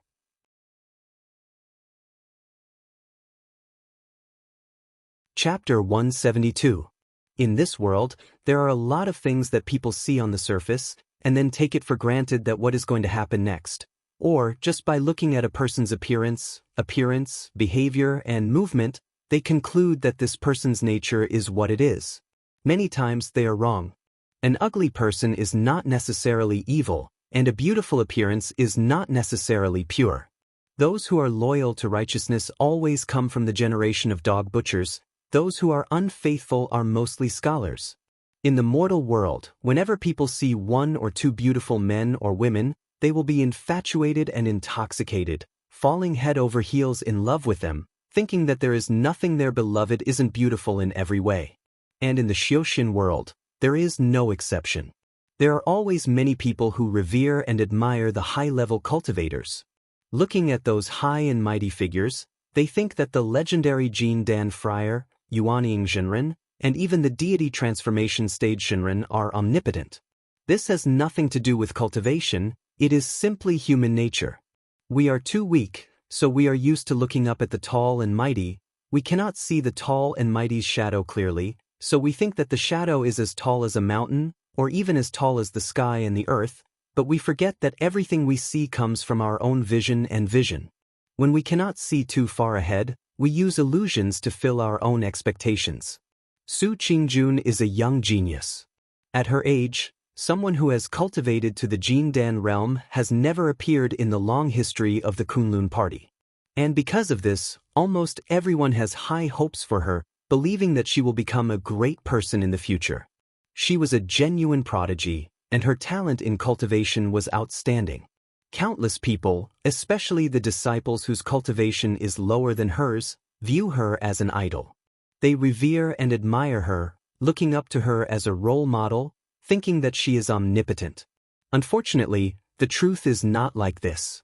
In this world, the person who understands Su Qingjun the most, naturally, is none other than herself. Of course, Su Qingjun knows that she is not the kind of perfect and omnipotent person that other people imagine her to be. She even clearly knows that she has many shortcomings, and there are many things that she cannot do. However, no one would purposely expose their weaknesses to the public. She was not a saint. In the end, she was just an ordinary mortal. She would feel joy, anger, sorrow, and joy. She would have many concerns and restraints. She even had to consider more things than an ordinary person. This was because in the past, she had to take care of many more people than an ordinary person. Like all geniuses or those who are loved and revered by others, Su Qingjun instinctively hides all of her shortcomings. In order to hide these traces, she would often turn into a calm, cold, beautiful, and aloof appearance. This effect is tried and true. Those who admire her are distanced from her by her actions. They cannot really get close to her. It is as if their eyes can only look at her figure from afar. So what they see in their eyes is a blurry shadow. So they cannot see the truth. So none of them can see the true appearance of that person. So everyone begins to imagine her to be exceptionally beautiful, turning her into the legendary omnipotent and peerless fairy. Just like countless similar things in the world. This has nothing to do with cultivation, it is just human nature. But what is fake is not real. What is impossible will never be true. Like a thin piece of paper that has been soaked in water, it will be pierced by reality. That day, Su Qingjun feels like she is that thin piece of paper that has been soaked in water. When she intimidates the Su family and chases away everyone, including her mother Madame Bai, she brings Lu Chen back to Fiantai in Kunlun Mountain. The momentum of that moment, the awe-inspiring presence, the resolute words, and the sharp words all make her look so perfect. Even the seriously injured Lu Chen admires her. After she returns to the mountain, she helps Lu Chen back to the hut and puts him down on the bed. Looking at this man who is covered in blood, Su Qingjun panics. Because she does not know how to treat injuries. This was a method that many cultivators, even low-level cultivators with low cultivation and even rogue cultivators were very familiar with, but she didn't know how to do it. Su Qingjun hurriedly brings out a lot of bottles and jars from the cave, which are filled with all kinds of precious herbs and elixirs. Then she looks at Lu Chen, who has countless wounds all over his body, and is dumbfounded. As a proud daughter of heaven from a noble family, when has she ever needed to personally deal with this kind of thing? But seeing the urgency of the matter, Su Qingjun does not care too much, and can only do whatever she wants. Therefore, those precious medicinal powders and elixirs are casually smeared on Lu Chen's wounds. She does not know if they have any effect, but the bleeding does stop very quickly. Su Qingjun is immediately happy, and then she grabs a few bottles of famous Kunlun elixirs and stuffs them into Lu Chen's mouth. Cough, cough, cough. Lu Chen, who was pretending to be asleep, coughs violently. He quickly reaches out to block Su Qingjun's medicine bottle, and then weakly says, "Don't worry, I won't die for a while. Let's not talk about whether you can cure me like this, I always feel that I might choke to death." Su Qingjun glares at him and says, "I am kind enough to give you elixirs, but you talk too much. Are you going to eat it or not?" Lu Chen nodded repeatedly and says, "I have to, but can I eat it later? Besides, I can't eat so many elixirs at once, or else the medicinal effects will backfire, and it will be no different from poison." Su Qingjun snorts, seems to know that she is a little too hasty, and puts the jade bottles on the table beside her, and says, "You don't know how to appreciate my kindness. I'll leave those things here, you can eat them yourself later. Anyway, you are a mysterious person, and I don't know where you come from. You know a lot of things, and you should know these things, right?" Lu Chen shook his head with some difficulty and says, "There's no such thing." Su Qingjun sighs, and presses down on his hand, and says, "All right, I was just saying casually, you should rest quickly." After saying that, she pauses for a moment, and her voice becomes a little deeper. She also lowers her head and says, "This time, you have really suffered a lot. I really didn't expect that my younger brothers at home would be so deranged." A faint glimmer of light flashes in the depths of Lu Chen's eyes, and then he says, "This has nothing to do with you, don't think too much." Su Qingjun still wants to say something, but at this moment, suddenly, a voice comes from outside the thatched hut, and someone suddenly shouted, "Little June, come out." Su Qingjun is startled, and she stands up, and looks a little surprised, and says, "My master is here, and he ran over at this time. What is he doing?" Lu Chen lies on the bed and smiles and says, "Probably to help someone plead for leniency." Su Qingjun thinks for a moment, and says, "It's not very likely. My master loves me very much, but he is not very kind to the Su family. In the past, he always told me that those younger brothers and sisters at home are too troublesome and that I should not be with them." Halfway through her words, Su Qingjun suddenly stops, and Lu Chen says with a smile, "Was he right?" Su Qingjun sighs with a bitter smile, and then she says in a low voice, "You lie here and rest for a while, I'll be back soon."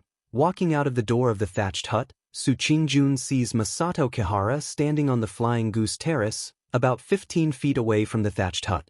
After seeing her walk out, Masato Kihara also nods in acknowledgement. Su Qingjun quickly walks up to him and says, "Master, why are you here?"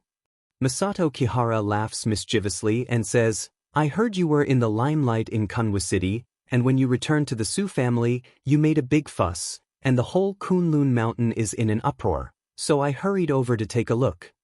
Su Qingjun blushes, and she shakes her head and says, "It's not as exaggerated as you say." Masato Kihara chuckles, but he doesn't tease this female disciple anymore.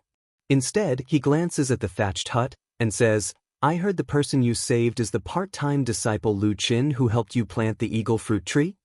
Su Qingjun nods and says, "Yes." Masato Kihara looks at her with a smile that doesn't seem like a smile, and says, "In the past, I, your master, have advised you many times to draw a clear line with the people in your family, because it's beneficial to your cultivation, but you never listened. But today, for the sake of an ordinary part-time disciple, you suddenly have a falling out with the Su family. Is there any personal feelings involved?"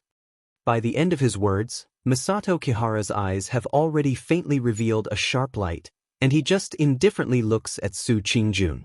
But Su Qingjun seems to be unaware of anything, and she just says with a bitter smile, "Master, when I first became your disciple, I told you that I'm only interested in cultivation, and I'm too lazy to think about other things. Then why did you save him?" Su Qingjun's face darkens and says, "It's my Su family's brothers who have really gone too far. Even if this person isn't Lu Chen, but just a roadside beggar who has nothing to do with me, I think I probably won't sit idly by." Masato Kihara stares at Su Qingjun for a moment, and suddenly nods and says, "For you to think like this, it's somewhat beyond my expectations. But don't forget you can save him for a while, but how can you save him for a lifetime? That Lu Chen's cultivation is low. In the future when he's cultivating on the Kunlun Mountain, I'm afraid he'll most likely be attacked by the Su family both openly and covertly." Su Qingjun's expression suddenly turns cold. But Masato Kihara doesn't seem to have the intention to let her off, and only says with a smile, "When that time comes, he's just an ordinary part-time disciple, and he can't really follow you for a lifetime. He and you are people from two completely different worlds, and he has to do all kinds of dirty and tiring work, while you're destined to be a person above others from birth. When that time comes, what will he do?" Su Qingjun grits her teeth and says, "I've also thought about this. He's not someone who has nothing to do with me." Masato Kihara's eyebrows twitches and says, "Oh, then I'm curious, he's not related to you in any way, and he's just an ordinary part-time disciple. What relationship does he have with you?" Su Qingjun takes a deep breath, and then says in a loud voice, "Lu Chen is a disciple that I've just accepted." What? Masato Kihara is instantly stunned. "Congratulations, master, you've now risen a generation, and become a grandmaster."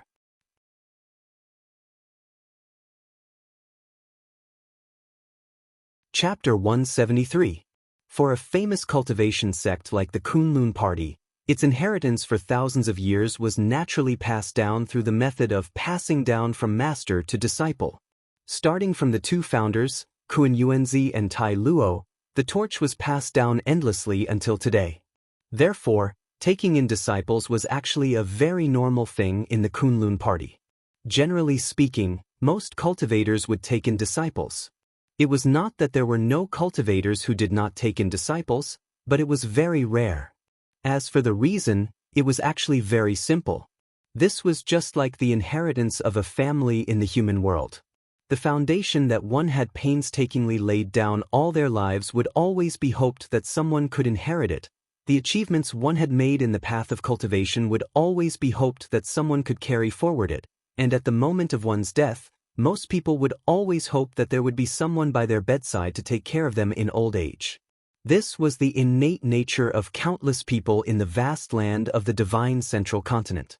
Whether one was a cultivator or not, or an ordinary person, it was very difficult to jump out of this concern. However, it was also because of this that taking in disciples, especially in a famous and large sect like the Kunlun party, carried another layer of caution. This was because the inheritance of one's path of cultivation was not only related to one's life, it was also related to the growth and decline of the sect's strength. If a mere odd-job disciple jumped out and announced to the world that he would take in one disciple today and another tomorrow, what was the use of teaching the old and young of the sect being trash? Of course, the Kunlun party would not allow this to happen. In fact, in order to allow most of the young disciples to better and more focused on cultivation, the unconventional rule in the Kunlun party was that other than odd-job disciples, disciples in the Qi refinement realm and most disciples in the foundation establishment realm were not qualified to take in disciples either. Normally speaking, for the vast majority of cultivators in this world, Jin Dan Friar was the peak that they would never be able to reach in their entire lives. And in the past, the cultivators who were able to cultivate to Jin Dan realm, no matter if it was in terms of cultivation, strength, experience, or talent, they were often outstanding. Therefore, Jin Dan's acceptance of disciples was a boundary drawn by the Kunlun party. Of course, there were still some areas that were unclear because many cultivators were stuck at the foundation realm for their entire lives. When they grew older and reached the peak of the foundation realm, the Kunlun party would give them a way out and allow them to accept some disciples. In short, in the Kunlun party, Jin Dan Friar had the qualifications to accept disciples. And Su Qingjun was precisely the youngest Jin Dan Friar in the past few thousand years of the Kunlun party, this ancient sect. It was just that her talent was really too high and her current age was really too young. So much so that when the vast majority of people, including her master, Masato Kihara, were exclaiming in joy and admiration for her cultivation, they subconsciously forgot that Su Qingjun already had this kind of unconventional qualification to take in disciples. You accept disciples? Masato Kihara looked to be in a daze, as if he had yet to wake up from his disciple's words. Su Qingjun very calmly nodded her head and said, "Yes, Master, I think I have this qualification right." Masato Kihara thought for a moment and suddenly realized that his disciple was really right. This discovery made his old face turn black. He paced back and forth a few steps in front of Su Qingjun and murmured, But this is too that. He suddenly raised his head, frowned and looked at Su Qingjun, said, "You yourself are only 22 years old, do you know?" Su Qingjun said, "I know." "Then why do you still accept disciples?" Su Qingjun sternly said, "Among the ancestors of our Kunlun party, which one of them has ever issued a decree saying that the 22 years old Jin Dan Friar is not allowed to accept disciples?" "I really don't think so." Masato Kihara touched his head in distress and said, "But there wasn't a genius like you in the past." Su Qingjun snorted and said, "Master, you can't have the meaning of blaming me because of my talent." I won't. Masato Kihara hurriedly denied, but then he frowned in distress and said, "But this doesn't feel too good, June girl." This matter certainly seemed a bit strange. Generally speaking, most of the young people at Su Qingjun's age were still in the Qi refining realm, or at most the foundation building realm. Even if there were some young geniuses like her in the whole world, they were often so young that they were completely focused on their cultivation. In their eyes, there was only the higher Yuanying realm and the legendary deity transformation realm.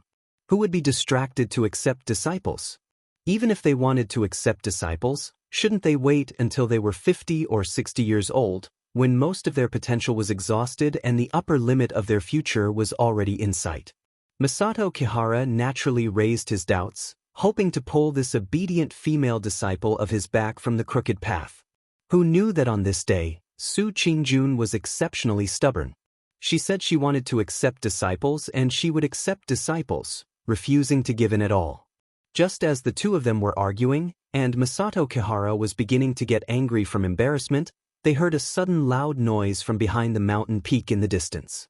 Then, several beams of light shot up into the sky, illuminating the heaven and earth. Not long after, they swayed and danced, turning into the image of a dragon and a tiger. They were so dazzling that people couldn't look at them directly. Masato Kihara's expression suddenly changed slightly. She looked at the strange light in the sky for a moment, then said to Su Qingjun, "We'll talk about this later." Then she leaped up and flew toward the place where the strange light was shooting up into the sky. Su Qingjun was also shocked by the strange light. Although the flying goose platform was very far away, she could still feel the waves of abundant and unstoppable spiritual power of heaven and earth, like an invisible whirlpool, crazily surging toward the place where the light was rising. This was the scene that all cultivators in the world yearned for even in their dreams. Someone had broken through the great life and death juncture. Breaking through the great illusion, seeing the great joy, obtaining supreme magic power, understanding the mysteries of the world, seeing through the true meaning of Taoism, ascending to the sky in one step, and becoming a superior person. It was becoming a perfected being. This day was full of ups and downs. It seemed that one thing followed another, and each one was bigger and more important than the last. It was simply too much for the eyes to take in. At first, in Kunwa City, the people of the Su family kidnapped people in the downtown area, attracting onlookers. Then, the scene suddenly changed. The genius girl of the Su family, Jean Dan, came and caused a disturbance in the Su family, causing a sensation in the whole city. Then, what happened next made the things that happened in Kunwa City instantly dim. After 11 years, the light of proving true appeared on the mountain of Kunlun again. The 5,000-year-old Kunlun finally had a great perfected being in the Yuanying realm. Apart from the extremely small number of deity transformation stage perfected beings who were endowed with extraordinary talent and great luck, perfected beings of the Yuanying realm were almost the pinnacle of human cultivators' achievements on the path of cultivation. When one reached the level of the Yuanying realm, one's talent was no longer completely determined by one's innate talent. Opportunities, luck, external forces, and various spiritual materials and resources were almost inexhaustible. Only then could there be hope to create an incomparably powerful perfected being of the Yuanying realm. The great life and death juncture, which made people's expressions change at the mention of its name, was like a thunderclap reverberating in the ears of the cultivation world. It was also the most famous abyss. Many geniuses failed in this place and fell into the yellow spring when they were only one step away from the peak of their life. The significance of a perfected being of the Yuanying realm could never be overestimated. This was also the case for a famous sect like the Kunlun party. Although among the 5 great sects of Zhengxianmeng, deity transformation stage perfected beings were the face, the wind, and the strong guarantee, under normal circumstances, unless it was a matter of life and death for the sect, deity transformation stage perfected beings absolutely wouldn't make a move. Naturally, there were all kinds of connections, restraints, and restrictions. However, perfected beings of the Yuanying realm were the foundation of a great sect. This couldn't be wrong. When the light of confirming reality soared into the sky, not only did the entire Kunlun mountain instantly stir, even the big and small places outside of Kunlun mountain held their breaths. The people in Kunwa City also instantly forgot about the previous liveliness. Each and every one of them gazed at the strange light in the depths of the mountain, which was connected to the sky. The head of the Kunlun party, Idle Month, quickly rushed over from Tiankuan Peak. Before he arrived, there were already 7 or 8 perfected beings standing in the air, looking down at the 3 tall mountain below. Yes, the light of confirming reality was emitted from that immortal's cave. It was Exian's master, Dongfang Tao. After perfected person Idle Month, other perfected beings of the Kunlun party, Yuanying perfected beings, rushed over one after another. The friendship of fellow disciples was one thing, but those who achieved the perfected being realm knew more about the hardships and dangers than ordinary people. It was indeed worthy of great joy and celebration. In addition, there was another meaning that could only be understood. The moment one became a perfected being, the light of confirming reality would soar into the sky and produce all kinds of special illusions, which could somewhat reflect the accomplishments of the perfected being's cultivation technique and the level of his cultivation. Although it couldn't be too accurate, this light of confirming reality couldn't deceive people. At the very least, it would give people an idea. Before long, in the sky outside the Three-Zhang-Tall mountain, many silhouettes appeared near and far. They silently and concernedly looked at the immortal's cave and the light of confirming reality. At the foot of the mountain, there were also many people rushing over one after another. Yexin stood at the very front, just outside Dongfang Tao's immortal's cave. Her eyes were full of surprise and expectation. She looked at the strange scene over there without blinking. Beside her, Melaleuca japonica had a face full of emotion. Her expression was somewhat complicated as she looked at the immortal's cave. Other than them, there were also many people from the Kunlun party who were attracted over. Of course, among them, there couldn't be people with low cultivation. For example, the odd job disciples wouldn't join in the fun. Those people with innate talents didn't even have the qualifications to see the light of confirming reality. It was better for them to honestly go back to work. Somewhere in the sky above the Three-Zhang-Tall mountain, the head of the Heavenly Soldier Hall, Dukan Jinren, stood on the clouds with an indifferent expression. Beside him, He Yi's expression was calm, but his expression was slightly complicated as he looked at the strange light that could pierce through the sky and the earth. After a moment, Dukan Jinren's voice came from the front. He said, "If you must go and ask him, be careful. Old man Dongfang's temper isn't good." "Yes, disciple understands."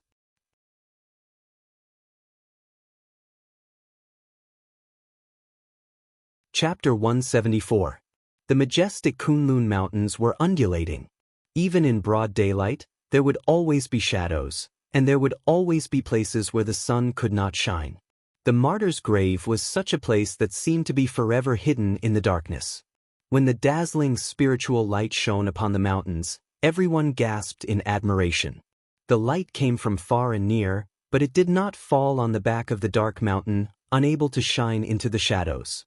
The corpse stood silently in the dark courtyard, looking up at the light in the sky and the faintly discernible dragon and tiger phenomenon. It galloped unhindered, arrogant, and symbolized the greatest power in the world.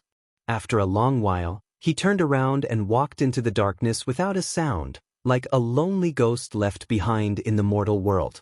The divine light of testimony was a rare cultivation phenomenon. Many cultivators would not be able to see it even once in their lives if it was not for a fortuitous encounter, let alone a regular person.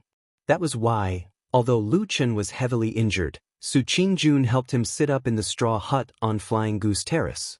She leaned against the windowsill and looked out at the strange light in the sky. Su Qingjun sat by his side and supported him. For some reason, both she and Lu Chen seemed to be unperturbed despite the fact that their identities, positions, and abilities were worlds apart. When she saw the divine light of testimony in the sky, Su Qingjun could not help but feel excited. Even for a publicly acknowledged genius like her, the Yuanying realm was still a distant goal. There was still a long way to go. Not to mention the legendary Great Gate of Life and Death where geniuses would die prematurely. No one could be certain that they could pass it. When she collected her excitement and calmed down, Su Qingjun quickly noticed that Lu Chen's expression was a little too calm as he gazed at the mystical light in the distance. For a lowly errand disciple, the wondrous scene that appeared right now was very likely a realm that he would never be able to reach in his entire life. However, even though Lu Chen looked at it very seriously, he did not seem to be excited at all. He seemed to be calmer than Su Qingjun, like an indifferent and ordinary person. "What's wrong?" Su Qingjun asked Lu Chen. She was a little concerned, but also a little curious. Lu Chen replied. Su Qingjun pointed at the light in the sky and said, "You don't seem to be too interested in the divine light of testimony." Lu Chen was startled for a moment. Then he smiled and sighed. Eldest miss, if you had dozens of wounds on your body like I do right now, the pain would be excruciating, and you would want to faint immediately. You wouldn't be able to lift your spirits for other things. Su Qingjun gave it some thought and agreed. She sighed softly and said, I was careless. As she spoke, she helped Lu Chen lie down again and said in a low voice, You should rest well. Lu Chen looked at her face and suddenly said, What you said outside before, were you serious? Su Qingjun said, What? Lu Chen said, Of course, when you announced to your master that you wanted to accept me as a disciple. You heard it? Lu Chen closed his eyes and said, Your voice was not low at that time. Su Qingjun smiled and said, I was serious. Lu Chen sighed and said, Can I refuse this matter? What? Su Qingjun was shocked. It was clear that Lu Chen's reaction was beyond her expectations. Lu Chen didn't say anything and only calmly looked at her. After a moment, Su Qingjun frowned and asked, Why? Lu Chen said, Your master was not happy. Su Qingjun nodded and said, Are you afraid of him? Lu Chen said, Your master is spiritual master Yuaning and I am an odd-job disciple. Do you think I should not be afraid of him? Su Qingjun was silent. After a while, she softly said, I clearly only want to accept a disciple. Your identity is not the same. Lu Chen somewhat helplessly interrupted her words and said, Your talent is too good. Everyone has placed too much hope on you, especially your master. So he will definitely not allow anything that could delay your cultivation to happen. Moreover, I am older than you. Su Qingjun was startled and said, You still care about this? Lu Chen smiled bitterly and said, You know I am thick-skinned. Of course I don't care about this. But other people care. You are a 22-year-old young lady and you accepted a man who is several years older than you as a disciple. Moreover, his talent is very poor. What do you want other people to think? Su Qingjun coldly snorted and a trace of anger flashed across her face. But she didn't say anything. Lu Chen sighed and said, Of course, others would only think that you're possessed, or perhaps you're young and insensible, and you've been seduced and bewitched by others. Then no one will come to find trouble with you. But if you really accept me as a disciple, I am afraid that the entire Kunlun Mountain will not be pleasing to the eye. When that time comes, do you think I can live long? Su Qingjun looked deeply at Lu Chen and suddenly said, Your current reaction is completely different from what I originally thought. Lu Chen said, Oh, then what did you originally think? Su Qingjun said, I thought that if I told you about this, you would jump 3 feet high and be elated and in disbelief. Then you would cry bitterly and kneel in front of me, hugging my feet and calling me master. Lu Chen raised his hand with some difficulty and scratched his head. He smiled and said, It seems that it should be like this. Well, yes, I have already prepared to kick you away. Su Qingjun said calmly. The corner of Lu Chen's mouth revealed a trace of a smile.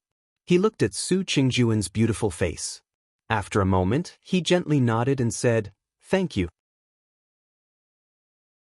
You are welcome. In the end, Lu Chen ultimately did not become the disciple of the Kunlun Party's youngest genius, Jin Dan Su Qingjun. This title, which was enough to make all the younger generation disciples drool, was far away from him. However, probably in order to make up for the harm that Lu Chen suffered this time, and also to better protect him from being targeted and framed by her own family in the future, under Su Qingjun's insistence, Lu Chen still obtained the title of a nominal disciple. The title of nominal disciple was very different from the official disciple who formally entered the sect. Basically, it could be seen as a kind of exchange of favors. For example, a certain cultivator with profound cultivation accidentally owed a favor, but this favor was not enough for him to accept a disciple and teach him. Therefore, there was this kind of compromise method and title. Generally speaking, a nominal disciple could not obtain the master's Tao inheritance. It was nothing more than a topic that could be used to brag on normal days, and an excuse to pretend to be fat at one's own cost in times of crisis. Of course, with this title, others could not recklessly bully him. Otherwise, who would know if that master's mood was good or not? If he angered a great cultivator and came to find trouble, wouldn't he be in big trouble? Therefore, this method was equivalent to Su Qingjun giving Lu Chen a talisman. It was equivalent to indirectly telling the people outside that although this handyman disciple was a waste, he was now a nominal disciple of Su Qingjun. They could not casually bully him anymore, otherwise, she might be angry and not be polite. For the final result, Masato Kihara did not have any objection. He had seen a lot of nominal disciples, and they were not considered real disciples at all. As long as it did not affect Su Qingjuan's cultivation and reputation, he was too lazy to care about the trivial matters of the Su family. But even so, with Su Qingjuan's current reputation in Kunlun Mountain, suddenly having a nominal disciple, even if it was just a handyman disciple, was still very sensational. Logically speaking, this matter should have been a little troublesome, and people would talk about it for a while. But fortunately, during this period, the matter of Dongfang Tao becoming a spiritual master Yuanying was too important. Very soon, it overwhelmed all other trivial matters, allowing Su Qingjun and Lu Chen to breathe a sigh of relief. After Dongfang Tao's divine light of verification appeared, it meant that he had truly broken through the great life and death barrier and become a spiritual master Yuanying. However, he did not immediately come out of the cave residence, but continued to cultivate in seclusion for more than half a month. Most people could understand this. The Yuanying realm was unusually strong, and it was equivalent to being reborn. After breaking through the great life and death barrier, it was normal for one's aura to be unstable and his foundation to be unstable, and he needed a period of time to stabilize it. And for cultivators, especially high-level cultivators, the safest place in the world was, of course, the cave residence where they cultivated in seclusion. Half a month later, Dongfang Tao successfully came out of seclusion. At that time, most of the Kunlun party's Yuanying Jinren and Jin Dan Friar were present to congratulate him. Even Lord Tianlan, who was not in Kunlun Mountain, sent someone to send a congratulatory message. Among the people present to congratulate him, of course, the leader, Spiritual Master Idol Month, was the leader. At that time, on the 30-Zhang Peak, there were as many Zenrins as there were clouds, and Jin Dan Jinren could be seen everywhere. It could be said to be a gathering of prosperity for a moment, and it was also a rare display of high-level cultivators for the Kunlun party. It once again revealed to the world the unfathomable strength of the majestic Kunlun. After Dongfang Tao came out of the cave, he was full of energy, and his eyes were shining. He was full of satisfaction, and he laughed 3 times towards the blue sky. Next to him, Yexin had already rushed over excitedly and hugged him with great joy. Dongfang Tao laughed loudly, and then nodded and smiled at Melaleuca japonica beside him. Then he strode towards where Spiritual Master Idol Month was. A gift of gratitude was still necessary. If there were no sex, there would not be so many spiritual materials and resources. If there were no sex, there would not be such a stable and peaceful cultivation environment. These words, everyone knew in their hearts. Dongfang Tao quickly approached, and just as he was about to greet, he was suddenly startled. He saw that among the group of Yuanying Jinren in front, Spiritual Master Idol Month was standing at the forefront, smiling and nodding at him. However, in front of everyone else, there was another person standing next to Spiritual Master Idol Month. It was a little girl who seemed to be only a little over 10 years old. Her face was calm, like the snowstorm on the winter peak, cold and slightly chilly.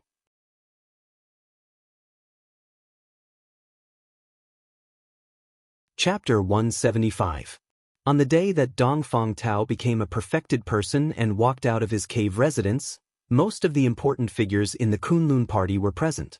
Although the 2 highest-ranking perfected cultivators in the divine transformation realm did not come in person, they sent someone to send a congratulatory message. Perfected cultivator Tianlan's message was sent by perfected Qian Deng of Baichao Tang. Everyone in the Kunlun party already knew that perfected Qian Deng and perfected cultivator Tianlan had a close relationship, so no one was surprised. On the other hand, Hakushin Jinkuan sent a 10-year-old girl, who was, of course, White Lotus.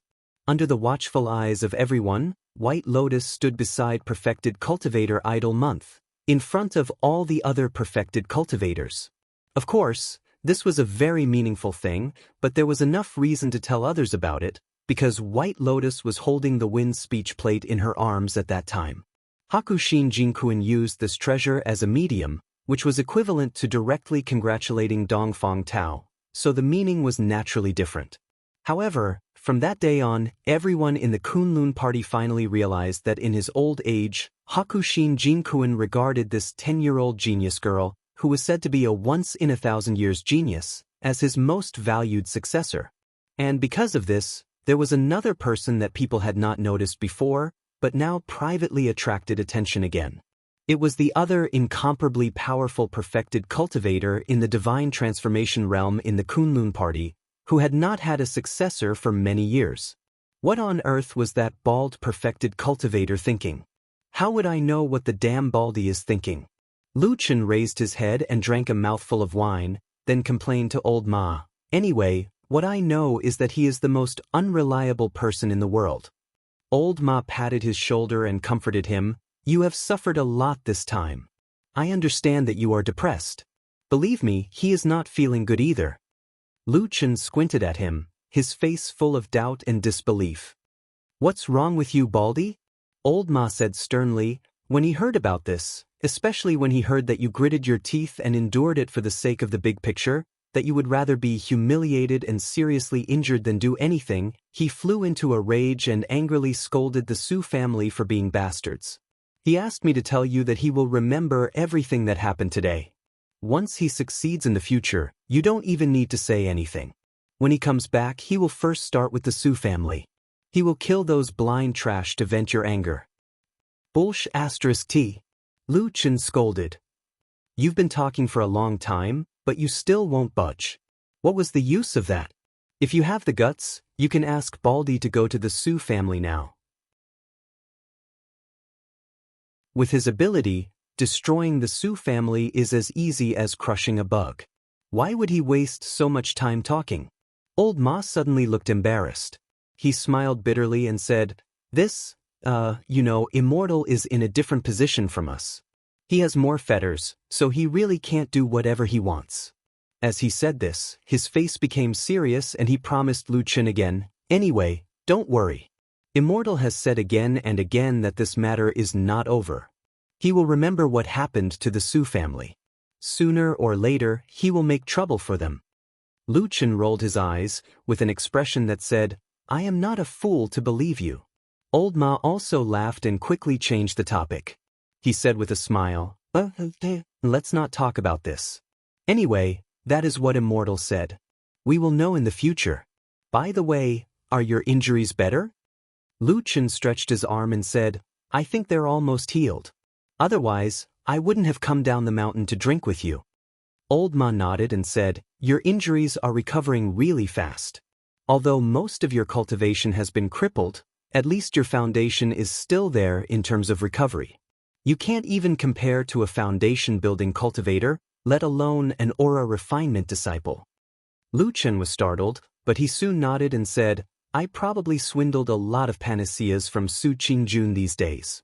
They're still somewhat useful. Old Ma looked at him enviously and said, Look at your life, it's too comfortable. Other people work themselves to death to save the beauty, but you just lie there and let the beauty save the black bear. You eat other people's food, use other people's things, and now you're even living outside other people's immortal's cave, right? He let out a long sigh and said with a bleak expression, What a pity, the world is so unfair. I, Ma Xiaoyan, have been an elegant young man for so many years, but why haven't any outstanding women taken a fancy to me? Have all the flowers been stuck in cow dung? Stuck my ass. Lu Chen scolded him without the slightest trace of politeness and said, Just lie there and let other people cut you dozens of times for me to see. Is that comfortable? Why are you pretending to be young? You're still an elegant young man. Wake up, it's been several decades and you've never lost any weight. You've always been like a pig. If it wasn't because that damn Baldy was fatter than you, I would have thought you were the reincarnation of a pig immortal. Even if there were flowers, they definitely wouldn't be stuck in your head. Old Ma's expression turned serious. He pointed at Lu Chen and shouted, I heard you, You called true monarch the reincarnation of a pig immortal. So what if I called him? What do you want? Lu Chen glared at him. Oh, nothing. Your voice is the loudest, you're the best. Pretend I didn't say anything, Old Ma said calmly. How's the situation on the mountain? Old Ma asked as he poured him a glass of wine. Lu Chen took the wine glass and said, It's all right. The main thing is that Dongfang Tao suddenly became a true monarch. This matter was very sensational and attracted everyone's attention. Plus, I didn't really become Su Qingjuan's disciple, so it's not too conspicuous. Old Ma snorted and said, This time it's really an undeserved disaster. I was disgusted by those 3 Su families' trash. To be honest, if you hadn't stopped me with your gaze that day, I wouldn't have been able to hold it in. Lu Chen smiled and said, It's nothing. It's not worth it to ruin our big plan for those things. Old Ma hesitated for a moment, but lowered his voice and whispered to Lu Chen, Oh right, I've always wanted to ask you. Although you endured it that day, we didn't know that those guys actually hid such disgusting torture tools and made you suffer so much. But if Su Qingjun really didn't come, would you really endure it to the end?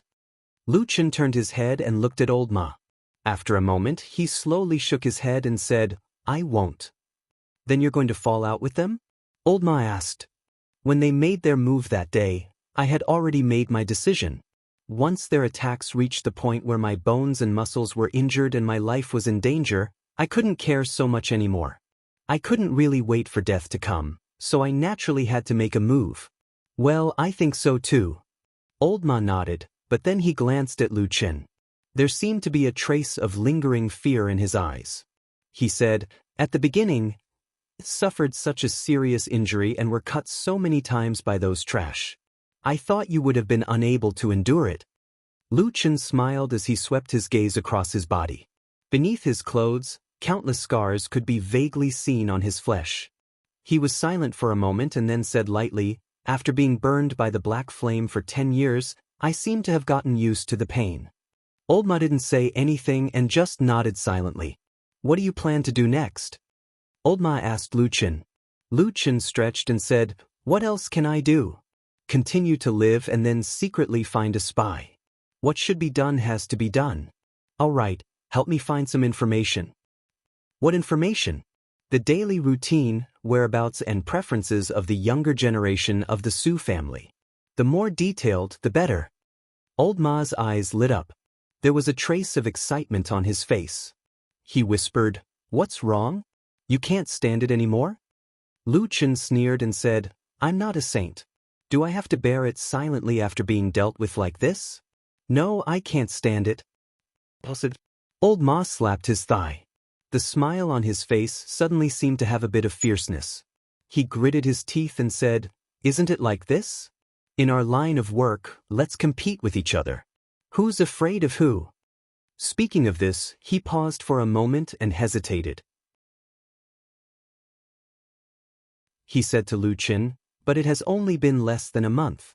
If you immediately retaliate, will it attract attention and implicate you? Lu Chen said indifferently, I endured it that day, so I naturally won't act rashly for the sake of taking revenge. However, I can't let this matter go just like this. I have to find an opportunity to get it back and let them taste the true pain of this world. Old Ma looked at his face and frowned. He seemed to feel a trace of coldness. But soon his face returned to normal. He said, No problem. Anyway, I don't like these people.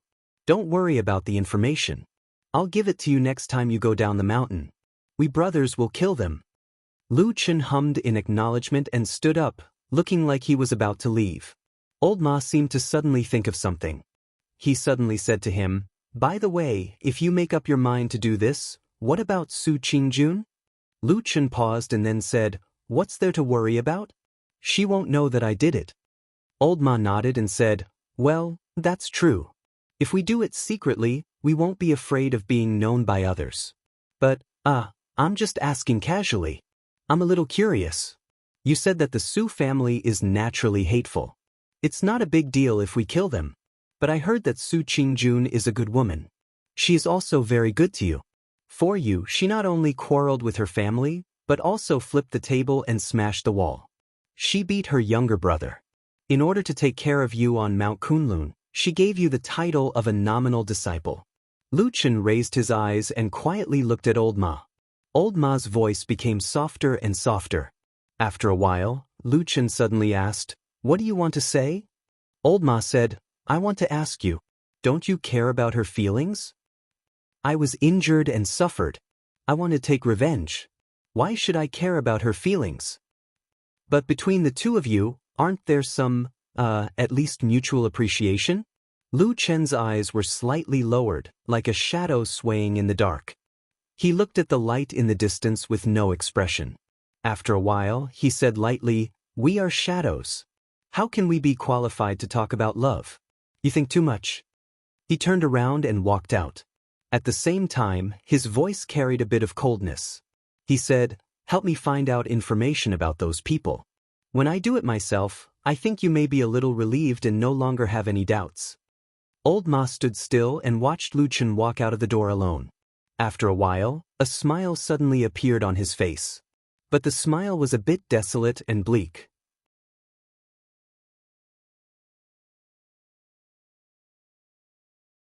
Chapter 176. Dongfang Tao, who had achieved the great cause of Yuanying Enlightened Master, could now be said to be an influential figure in the Kunlun party. He was an important figure that everyone in the sect paid close attention to. After all, it had been 11 years since the last Yuanying Enlightened Master of the Kunlun party was born. All kinds of welcoming and sending off, as well as all kinds of red tape, re-establishing his position and authority in the sect, all matters naturally fell into place. According to the rules of the Kunlun party, as long as one cultivated to the level of Yuanying Enlightened Master, he would be qualified to set foot on the 4 extraordinary peaks in the sky and clouds, the core of the Kunlun party, to cultivate. At the same time, Yuanying Enlightened Master's Immortal's Cave in the mountains would also be preserved. After these matters came to an end, Dongfang Tao formally held a ceremony to let Exen enter the sect as his master. She could be regarded as the first personal disciple he had ever accepted. After the news spread, the entire Kunlun Mountain was in an uproar, especially among the various aristocratic families in Kunwu City, who reacted even more strongly. Although this news was heard by well-informed people, at that time, Dongfang Tao was at most a veteran Jin Dan friar. Later, when he was injured and went into closed-door meditation for a long time, his reputation became even weaker and almost no one had any scruples about him. But who would have thought that this old man would amaze the world with a single brilliant feat? After going into closed-door meditation for a long time, he unexpectedly produced a Yuanying Enlightened Master, which really caught people unprepared. Overnight, the prices of the small E family in Kunwu City skyrocketed. After all, Exen was now Dongfang Tao's only disciple. If nothing unexpected happened, she would very likely inherit Dongfang Tao's orthodoxy in the future. A powerful Yuanying Enlightened Master standing behind him was already enough to deter many influential families in this city. After formally becoming his disciple, Exen's status in the Kunlun party naturally rose to the sky in a single bound. Soon, she moved out of the fragrance garden and lived in the 30 Zhang Peak. When Dongfang Tao went to cultivate in the clouds in the future, this mountain cave would belong to Exen. There were still a lot of things to do in the following days. There seemed to be an endless stream of people coming to congratulate him and make friends with him. From cultivation sects to influential clans in Kunwu City, from big shops to cultivation sects and forces of various sizes around the Kunlun party, all of them sent people to greet him and make friends with him. Exen has really broadened her horizons. She only feels that the cultivation world in front of her seems to have opened a wider door. However, during this time, the pair of master and disciple on the 30 feet peak welcomed a special guest. When the young man handed the visiting card to Exen and waited patiently with a smile on his face, Exen had a strange feeling in her heart. On the name card, there were 2 words, he. When Dongfang Tao received the visiting card from Exen, he was also a bit surprised. He had been out of closed-door meditation for a long time, so he naturally knew some things he should know, such as the matter that happened to Exin that caused a sensation in the cultivation sect. Dongfang Tao was naturally unhappy about the fact that his beloved disciple had almost been disgraced and almost disfigured. To be exact, he was furious and furious. However, the main culprit of this matter, He Gang, had already been dealt with and expelled from the Kunlun party. This punishment was very harsh in the cultivation world, so even Dongfang Tao couldn't say anything about it. Although He was He Gang's elder brother, he almost didn't do anything wrong in this matter. On the other hand, He Yi's status was absolutely not something an ordinary disciple, He Gang, could compare to. He himself was a talented disciple who was highly valued by the cultivation sect. At such a young age, he had already cultivated to the peak of the foundation-building realm. It was very likely that in the near future he would become a Jin Dan friar. At that time, he would be able to stand shoulder to shoulder with Su Qingjun, who was currently in the limelight, and become a true genius who had the hope of peaking into the Yuanying realm or even the deity transformation stage. Not to mention, He was not alone. Standing behind him was the powerful Yuanying spiritual master, Du Kong. The Heavenly Soldier Hall was also very powerful in the sect. If it was still the Jin Dan friar, the temperamental and easily angered Dongfang Tao might have gotten angry and directly chased He away. However, after cultivating to the Yuanying spiritual master, he seemed to have suddenly become a bit timid.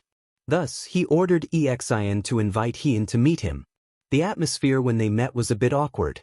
There was no so-called meeting to forget enmity with a smile, and there was no amiable, happy, and polite scene. Dongfang Tao was indeed an old man with a strange temper. Although he suppressed his anger and didn't target He, his pair of bright eyes stared at He from head to toe. This was not a good sign. Fortunately, He didn't seem to care about this. He maintained a calm smile for a long time. Only when Dongfang Tao opened his mouth to ask questions did he answer them one by one. His attitude was always modest and courteous, neither servile nor overbearing. He even maintained an extremely elegant and courteous attitude towards Exin. It was difficult not to have a good impression of such a person. Even Exin was no exception. In the process of meeting Dongfang Tao, He said many things. Among them, there were some messages from his master, Du Kanjinren. The main idea was that Du Kanjinren would personally come over in a few days to bring Dongfang Tao to the strange peak between the clouds and the sky. He would also tell him about some of the special features of the mountain. This was obviously a favor, and it was a favor that was hard to refuse. With Dongfang Tao's temperament, his expression softened when he looked at He. He even praised him a few times. Before leaving, He whispered a few words to Dongfang Tao while Exin was packing up the tea set. Dongfang Tao's expression changed slightly, but he didn't reply. When he looked at He again, the expression in his eyes was different. After he left, Dongfang Tao pondered for a long time. When Exin passed by, he called out to her and said, "Exin, do you still remember the matter with He Gang?" Exin was startled for a moment. She didn't expect her master to suddenly mention this matter again. She immediately said, "That matter? I can't say I've forgotten it now. When I saw Senior Marshal Brother He just now, I actually felt strange." Dongfang Tao nodded. After a moment of silence, he said to Exin, "If they deliberately harmed you, I will naturally stand up for you. You don't need to be afraid. But since the past is in the past, you don't need to keep it in your heart. You don't need to hold a grudge against He." "Yes, your disciple understands." Exin nodded in agreement. She then glanced at Dongfang Tao and said, "Master, from what you've said, could it be that you have an opinion about this Senior He? It's best if you don't provoke this person." Dongfang Tao said lightly, "You're saying that I can live here in the future?" Lu Chen's expression was a little surprised. Su Qingjun smiled and said, "Yes, the Flying Goose Terrace is quite big. Moreover, I have always wanted to find someone to help me cultivate some precious spiritual herbs. It's a pity that I haven't been able to find someone who I can trust, who has the ability to cultivate, and who is willing to work hard. So now that I've finally caught one, I can't let you run away so easily." Lu Chen clicked his tongue and then said, "Is it really okay for me to live on the Flying Goose Terrace? Won't others gossip?" Su Qingjun said lightly, "Aren't you my disciple in name? Just think of it as me squeezing you dry and making you work for free. The situation she was talking about was not uncommon in the Kunlun sect. Some high-level cultivators would often take in nominal disciples, but they didn't pass on their skills and techniques.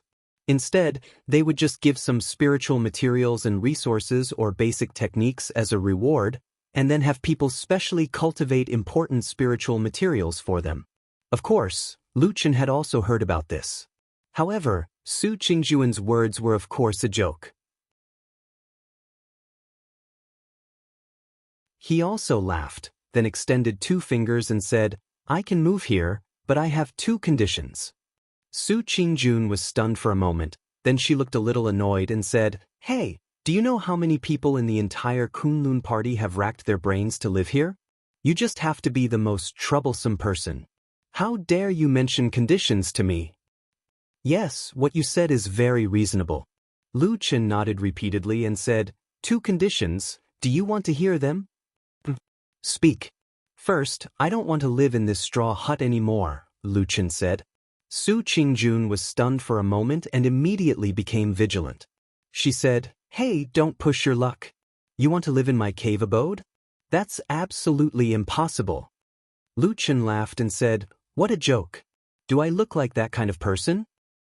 "I always feel that you do." "You misunderstood." Lu Chen glared at Su Qingjun, then pointed to the forest behind him and said, "I want to live in a wooden hut. I will cut firewood and build a house myself. It will be bigger and stronger, so that it won't be so easily destroyed. Is that okay?" Su Qingjuan's cheeks were slightly red, and she softly muttered, "Narrow-minded, stingy." "What did you say?" "Oh, nothing. You can build a wooden hut. Later, when I have time, I can also cut down 2 big trees for you." Su Qingjun said seriously. Lu Chen nodded and said, "Second, I want to raise a dog." "What?" Su Qingjun was stunned for a moment and almost thought that she had heard it wrong. Lu Chen turned around and whistled loudly. A moment later, a woof-woof sound could be heard. A black shadow ran out from the forest and rushed to Lu Chen's side. It was Ah Tu, who was dilly-dallying with him in a very intimate manner. "Ah, why is there so many wounds on this dog's body?" When Su Qingjun saw the appearance of Atsu, she also gasped. Lu Chen sighed with a sorrowful expression. He said to Su Qingjun, "This is an old dog that I've raised for more than 10 years. It's been with me through life and death situations. It's covered in wounds, and it's about to reach the end of its life. I really don't want to be separated from it. Can you do me a favor?" Su Qingjun looked at Atsu with sympathy. When she was about to say yes, she suddenly felt a little strange. She frowned and said, "But I don't think this dog is old. It is quite energetic." Lu Chen said calmly, "This native dog is very young." "Really? Well, don't just look at how lively it is. Who knows, it might suddenly die in a few days." Su Qingjun was stunned for a moment and quickly waved her hand. "Forget it, it is just a dog. Let it stay. You don't have to curse it like this." Lu Chen laughed and said, "Thank you very much, Atsu, thank you." Before he finished speaking, he suddenly stopped. Lu Chen and Su Qingjun turned their heads at the same time. They saw that Atsu, who was still circling around Lu Chen, suddenly sneaked to the side of the mountain wall. After sniffing for a while, it lifted its legs and peed under a rock not far from the stone door of the cave residence. Then it ran back leisurely, shaking its head and wagging its tail, looking very happy. Su Qingjuan's face darkened. She stared at Lu Chen. Lu Chen had an awkward expression on his face. He laughed dryly and said, "You see, this dog is like a human when it is old. It pees a lot. So disgusting. Well."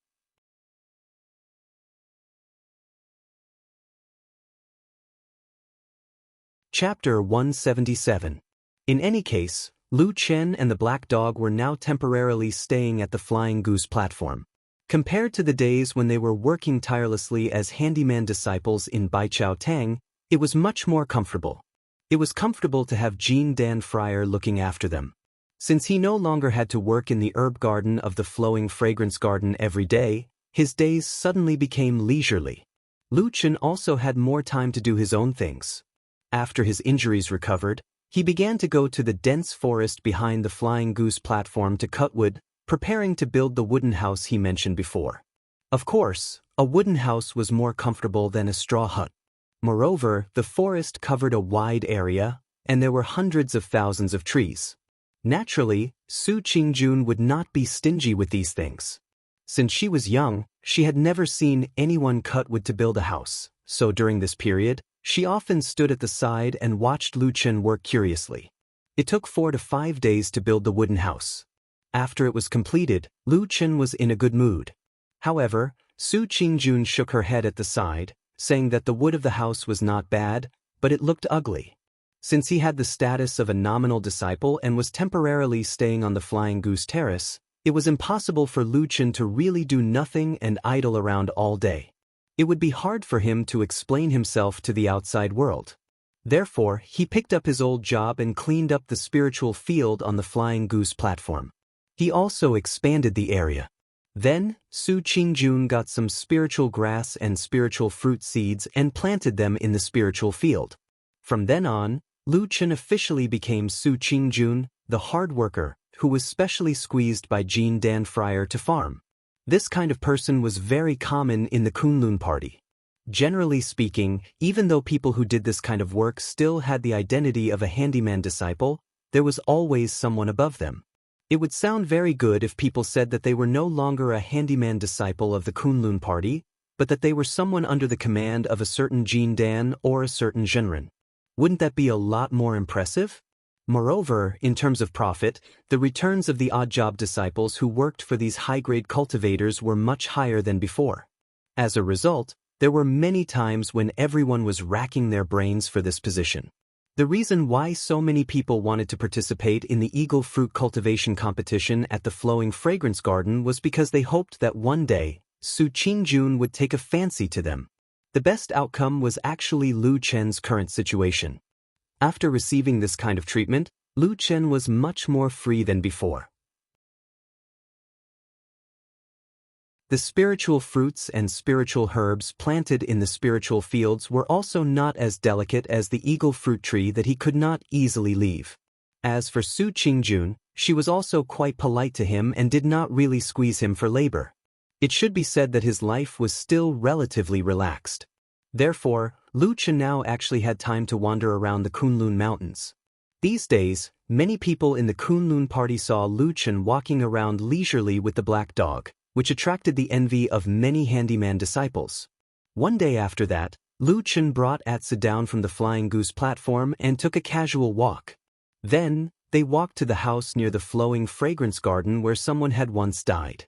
Back then, He Changsheng died in this house. It was daytime, and most of the people who lived nearby were the lowest-level handyman disciples. Every day, they had to go to the Flowing Fragrance Garden to work, so the surroundings were quiet and there were not many people walking around. On the day of the murder, the Kunlun party had sent people to seal off the nearby area, but after a long time of investigation, there were no results. Until now, the disciples who were guarding outside had also been withdrawn. Except for the house that was still unoccupied, this place seemed to be no different from the surroundings. The traces of the person named He Changsheng in this world were quickly and completely dissipating. The wind blew gently from the forest. Lu Chen and Atsu stood quietly in the distance and looked at the house. Neither of them spoke, like two dark shadows, silent. After a while, Lu Chen turned and walked to the side. He no longer looked at the house, but walked into the wide forest on the other side. Atsu followed behind him and walked into the forest. During the day, the forest was slightly darker than outside, but the light shone through the gaps between the branches and leaves, making the forest appear brighter, and the surrounding trees could be seen clearly. Lu Chen walked in the forest with a calm expression. As he gradually went deeper into the forest, the surroundings quickly quietened down. The hustle and bustle that belonged to the Kunlun party seemed to be isolated outside the forest. In this forest, there was only silence. After walking for a while, he came to the place where he had come here to stare at late at night. That day, in a pitch-black night, this corner deep in the forest was so dark that one could not see their fingers in front of them, completely submerged in darkness. Now that it was daytime, Lu Chun could clearly see that there was actually a big tree in front of him. A big tree that looked very large and dense, older than the surrounding trees. The mottled bark was covered with moss, and a few drops of morning dew still remained on the branches and leaves. The strong roots protruded from the ground, looking like a giant claw tightly gripping the earth. Lu Chun stared at the tree for a while, then walked over. The forest was still silent. There was no wind, and there were no birds chirping. At this moment, the only sound seemed to be his footsteps, stepping on the dead leaves on the ground. The trunk of the big tree was very thick and large, requiring at least 2 people to wrap their arms around it. It was enough to hide the figure that was hiding. But this morning, when Lu Chun crossed the roots of the tree and walked to the back of the tree, it was empty. Atsu ran over and sniffed under the big tree for a while. It seemed that there was nothing special worth paying attention to, so it ran away to play at the side. Lu Chun looked at the big tree quietly, his eyes bright and focused. From the roots to the trunk, he looked at it bit by bit, as if he was carefully searching for something. However, nothing strange appeared on the big tree. There were no wounds, no scratches, and no hidden and twisted patterns. Everything seemed to be fruitless. Lu Chun frowned slightly. After pondering for a moment, he squatted down and carefully searched the roots of the tree that undulated like a horned dragon. He even used his hands to push away the dead leaves and black soil on the ground, and checked every hidden corner of the roots. However, in the end, he still found nothing. That evil sect spy hiding in the darkness seemed to have unusual patience and vigilance, and was not tempted this time. Lu Chun stood up, his face solemn. After a moment of contemplation, he called Atsu, turned and walked back the way he came, prepared to leave this place. A beam of sunlight shone down from the branches and leaves above his head, shone on his body, and also on the silent big tree beside him. The mottled traces seemed to have experienced the vicissitudes of countless years. Lu Chun continued to walk forward, but at the 5th step he suddenly stopped. He frowned, seemed to have thought of something. The next moment his eyes suddenly brightened, suddenly turned around, but stared intently at the front of the big tree, at the ancient and mottled traces on the tree trunk. The sunlight shone down, perhaps because it had experienced too much time. The bark on the tree trunk showed signs of cracking. Even in the daytime, the martyr's grave at the back of the nameless mountain was still shrouded in darkness. The sinister cold air seemed to not recede all year round, emitting a rare energy in this famous mountain. Usually, not many people came here. Most of the people, including the cultivators, preferred to live in the light, even if it was the stone walls and caves that were required for cultivation. In fact, most of them were located in the sunny places. But this day, a tall figure walked in from outside the martyr's grave and knocked on that black door. Dongfang Tao, who had just achieved Yuanying Zhenren, came to the martyr's grave, this gloomy place. There was no one around him, indicating that he had come alone. When the chilly wind blew past from an unknown corner, his expression was equally indifferent. Only a trace of deeply hidden disgust could be seen in the depths of his eyes. With a creak, the black door opened. In the gloomy courtyard, those dark rooms stood silently in the surroundings. Some were completely dark, some flickered with dim candlelight, as if guiding the direction of the dead on the dark path. Occasionally, when the wind blew, those little candlelight would actually instantly turn green, like the burning flames in the eyes of an evil spirit. After a moment, it slowly returned to its original appearance. A thin, shriveled figure, whose entire body seemed to be shrouded in darkness, stood alone in the middle of this courtyard. His cold eyes shot out an icy light, coldly looking at Dongfang Tao, who was walking in. Dongfang Tao first looked around, his gaze paused on those dark rooms and those candlelight for a moment, finally landing on the corpse who was standing there, nodded and said, "Long time no see."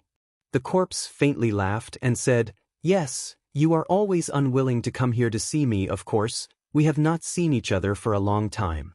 Dongfang Tao's expression did not change, and he calmly said, "This damned place is eerie, no one would like to come here." The corpse's gaze turned cold, and his voice seemed to raise a few octaves as he said, "But thanks to you, I have already stayed here for 34 years. Dong Fong Tao frowned and said, "Don't talk nonsense, you have sent someone to pass a message to me this time, what is the urgent matter?" After a pause, he suddenly snorted and said, "Also, in the future, if you want to find someone to pass a message to, don't look for he, I don't like that person." Seeing that the corpse did not immediately answer him and instead looked Dong Fong Tao up and down, he then laughed coldly and said, "You have become Yuanying Zhenren, so you immediately put on airs, huh?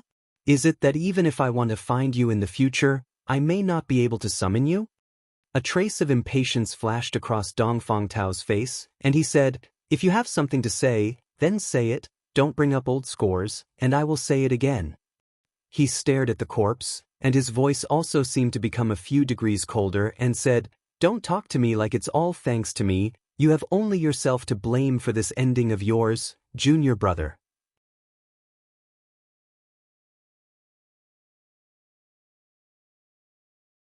Chapter 178.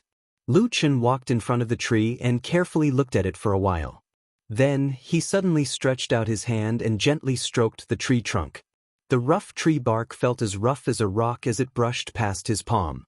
The surroundings were still silent, but Lu Chen's eyes became brighter and brighter. His fingers moved slower and slower. After a while, when his fingers drew across a mottled crack, he suddenly stopped.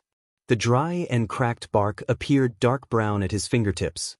Lu Chen raised his eyebrows and gently pressed down on it again. Gradually, a fine crack appeared in the dark bark. With the movement of his fingers, the crack continued to expand until it became a piece of bark the size of a palm. It suddenly shook and then fell from the tree trunk. With a clatter, the piece of bark gently fell to the ground. Lu Chen didn't take a closer look.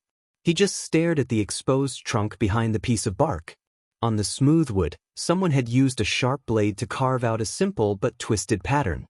There was a thick line and several thin lines of different lengths and thicknesses. At first glance, it looked like random graffiti. However, upon closer inspection, one would realize that when these twisted lines were put together, they looked like a tree. The big tree. The corners of Lu Chen's mouth slowly curled into a smile. He stared closely at the incomparably secretive pattern, as if he wanted to commit it to memory. After a while, he flipped his right hand, and a black dagger appeared in his hand. Then, a black light flashed, and with a slash, he directly chopped off the piece of wood with the pattern carved on it. Then he turned around and called out to Atsu. He quickly walked out of the forest without looking back. When Lu Chen returned to the Fian platform, he saw a pretty figure standing in front of him. At first, Lu Chen thought it was Su Qingjun, but he soon realized that something was wrong. When he took a few steps forward, he found that it was Exin. The black dog let out a happy bark and ran forward. Exin smiled and squatted down, hugged Atsu, and patted it vigorously. Atsu also happily jumped around her. After a while, Lu Chen came up and said with a smile, "Why did you come today?" Exin touched Atsu's head, then stood up and said to Lu Chen with a smile, "It's rare that I have time. I haven't seen you and Atsu for a long time, so I came to see you." Lu Chen said, "It sounds like you've been very busy recently." Exin said, "Isn't it so? Since my master came out of seclusion, people have been coming here one after another.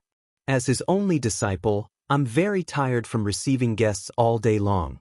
But those who are related to my master are all people of status, so I can't take it lightly. It's tiring." Lu Chen laughed and said, "Don't complain. It's better than having no one to take care of you before." Exin giggled. Lu Chen looked around and saw that the Fian platform was empty. The cave in the distance was not open, and the stone door was closed. He asked Exin, "Did you not see your sister Su when you came here?" Exin said, "No, I just came here not long ago. Sister Su hasn't come out yet, so I didn't dare to disturb her." Lu Chen nodded and said, "It's fine. Come sit with me." With that, he led Exin to the wooden house that he had built not long ago. After entering the wooden house, Exin looked around curiously. She saw that most of the house was made of wood, including the walls, tables, chairs, and beds. It was just that it had not been painted, so the whole house looked very rough, but at the same time, it exuded a natural fragrance of trees. Looking at Exian's expression, Lu Chen said with a smile, "What's wrong? You've never seen a house like this before, right?" Exian nodded and said, "Yes, it's really the first time I've seen it. Did you build this all by yourself, Brother Lu?" "That's amazing," Exian praised from the bottom of her heart. Lu Chen burst into laughter and pulled over a wooden chair for Exian to sit on. He said casually, "I just chopped some wood and tied it together. It's nothing to be surprised about." Exian laughed, and then suddenly seemed to think of something. Her face turned serious, and a sly look flashed in her eyes. She said to Lu Chen seriously, "Well, I came here today because I have another thing to inform you." "So formal. Is it something important?" Lu Chen asked curiously. Exian coughed and said, "I can't call you Brother Lu anymore." "But why?" Lu Chen asked. "You see," Exian said seriously, "Sister Su and I have always been on the same level. But now that you have become Sister Su's nominal disciple, you have to call her master, right? Then when you see me, do you have to call me martial uncle?" Lu Chen was stunned for a moment, and then he laughed and scolded, "Well, now you actually know how to take advantage of me." Exian snorted and said, "What advantage? If you dare not call Sister Su master, then I won't let you call me martial uncle." Lu Chen waved his hand and said, "What are you talking about? Su Qingjun is younger than me by a few years. How can I call her master? No way, no way." Exian laughed and said, "You can say that behind my back. When Sister Su really comes, let's see if you dare to admit it." Lu Chen said righteously, "A man won't call her master if I say I won't. Your threats are useless." Exian covered her mouth and giggled. She looked very happy. Looking at her appearance, Lu Chen also felt that his mood seemed to be a lot better. He smiled and said to her, "Didn't you say you were very busy? Why are you free today?" "Oh, my master went out to meet an old friend today, so I am free." Exian stretched and then leaned on the rough bed without any taboo. With a satisfied smile, she said, "It's still more comfortable here, Brother Lu." You don't know that in the Threezhong Peak Cave residence, my face is sore from smiling all day long. Those people I know and don't know have to greet me with a smile. It's really 10 times more tiring than cultivating. Lu Chen jokingly scolded, "You really don't know how lucky you are. Still, it's quite annoying to see so many people every day. In the future, you can come over to my place to play whenever you're free. When I'm not around, you can chat with that big sister of yours." Exian shrugged and said, "It's fine if I want to chat with you. It won't disturb you. But Sister Su is a genius who is the focus of attention. She must seize the time to cultivate all day long. I don't dare to disturb her." Lu Chen thought for a moment and said, "Well, in fact, it's not completely like that. Your sister Su sometimes likes to have someone to chat with. Anyway, it's not a bad thing for you to be close to her." Lu Chen said with a smile, "It's just it. You know Sister Su quite well now." Lu Chen said with a smile, "It's just it. By the way, there are so many immortals and big shots on this mountain. Who is your master going to visit?" Exian said, "My master didn't tell me. He just said goodbye to me and left. Sigh, he usually tells me where he's going." Probably thinking of this difference, Exian was a little depressed. Lu Chen saw that this girl's mood was so easily fluctuating and found it funny. He casually said some jokes and in the blink of an eye, he made Exian happy. The two chatted and laughed for a while. Seeing that it was getting late, Exian got up and said goodbye. Lu Chen saw her to the side of the mountain road and watched her go. But after a while, Exian suddenly turned back and said to Lu Chen, "Brother Lu, there is something I want to tell you." Lu Chen saw that her expression was a little serious and didn't seem to be joking. He was a little surprised and said, "What's wrong?"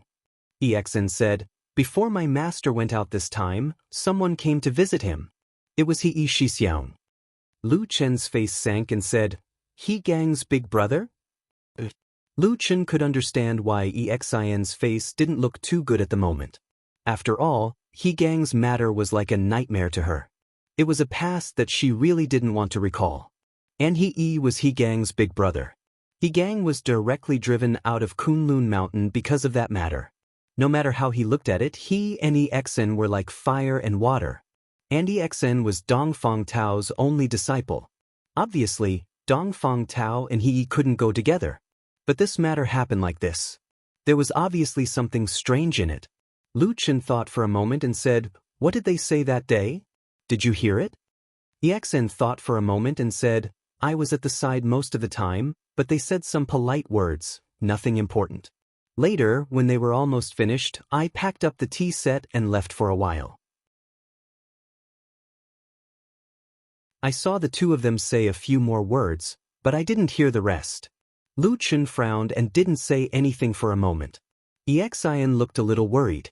She was full of thoughts and said in a low voice, "Brother Lu, what do you think they talked about?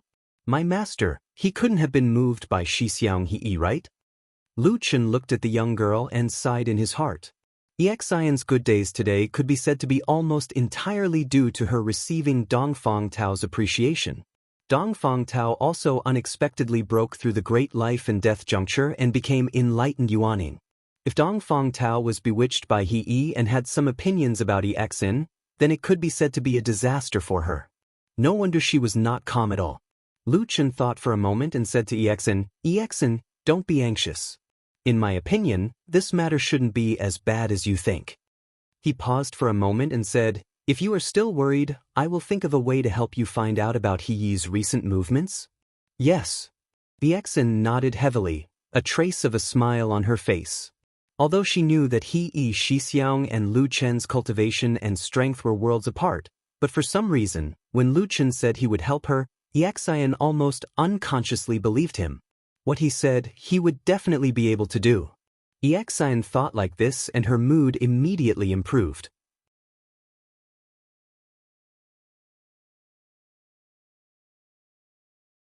Chapter 179. "I'll go down the mountain tomorrow," Lu Chen said to Su Qingjun, who was standing not far away, as he sat on the ridge of the field with his back against a big tree. It was already dusk. Su Qingjun had stayed in the cave for a day and would come out to walk around at this time. It was a relatively fixed habit for her these days.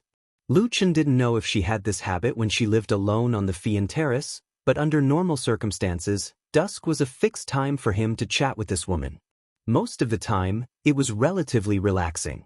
Speaking of which, perhaps it was because she had made a big fuss when she returned to the Su family a while ago, which frightened the family. So these days, the Fian Terrace was unusually quiet. Often, no one came up for a few days. Occasionally, some people came over, but they were some friends of Su Qingjun from the Kunlun party. No one from the Su family came. Su Qingjun didn't have much of a reaction to this, at least in front of Lu Chen. These days, she looked very calm, but no one knew what this woman was thinking in the depths of her heart. Lu Chen wouldn't ask anything. After Su Qingjun made a big fuss in the Su family and returned to the mountain, the two of them quickly stopped talking about this matter. But compared to before, their relationship was undoubtedly much closer. Even Su Qingjun could joke with Lu Chen more casually in private. At this moment, Su Qingjun smiled and asked Lu Chen, "What are you going to do? I see that you're very free recently. How about growing more spiritual herbs in the spiritual field?" Lu Chen laughed and said, "I'm going to go down the mountain for a walk.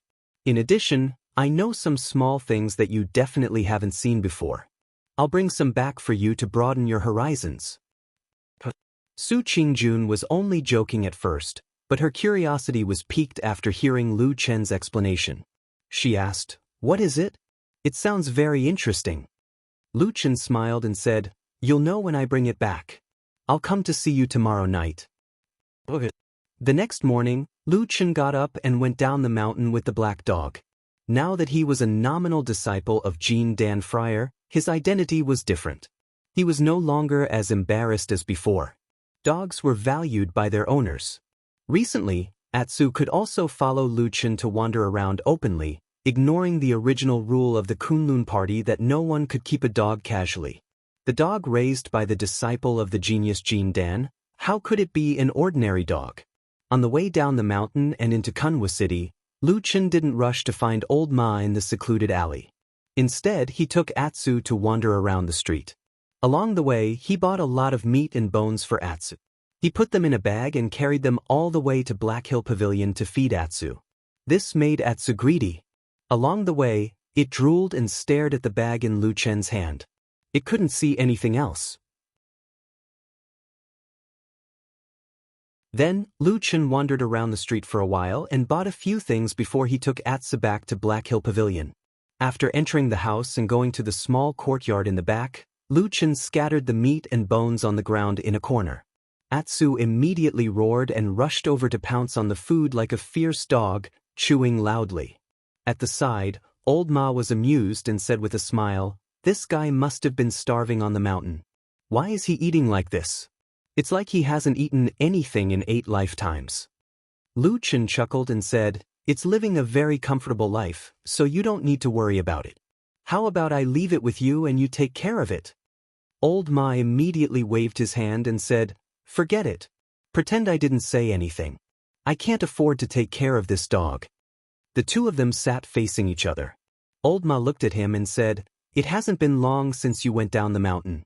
Why did you come back? Besides, there are many people from the Su family in this city. Aren't you afraid of another accident?" Lu Chen smiled and said, "The Su family won't dare to court disaster again.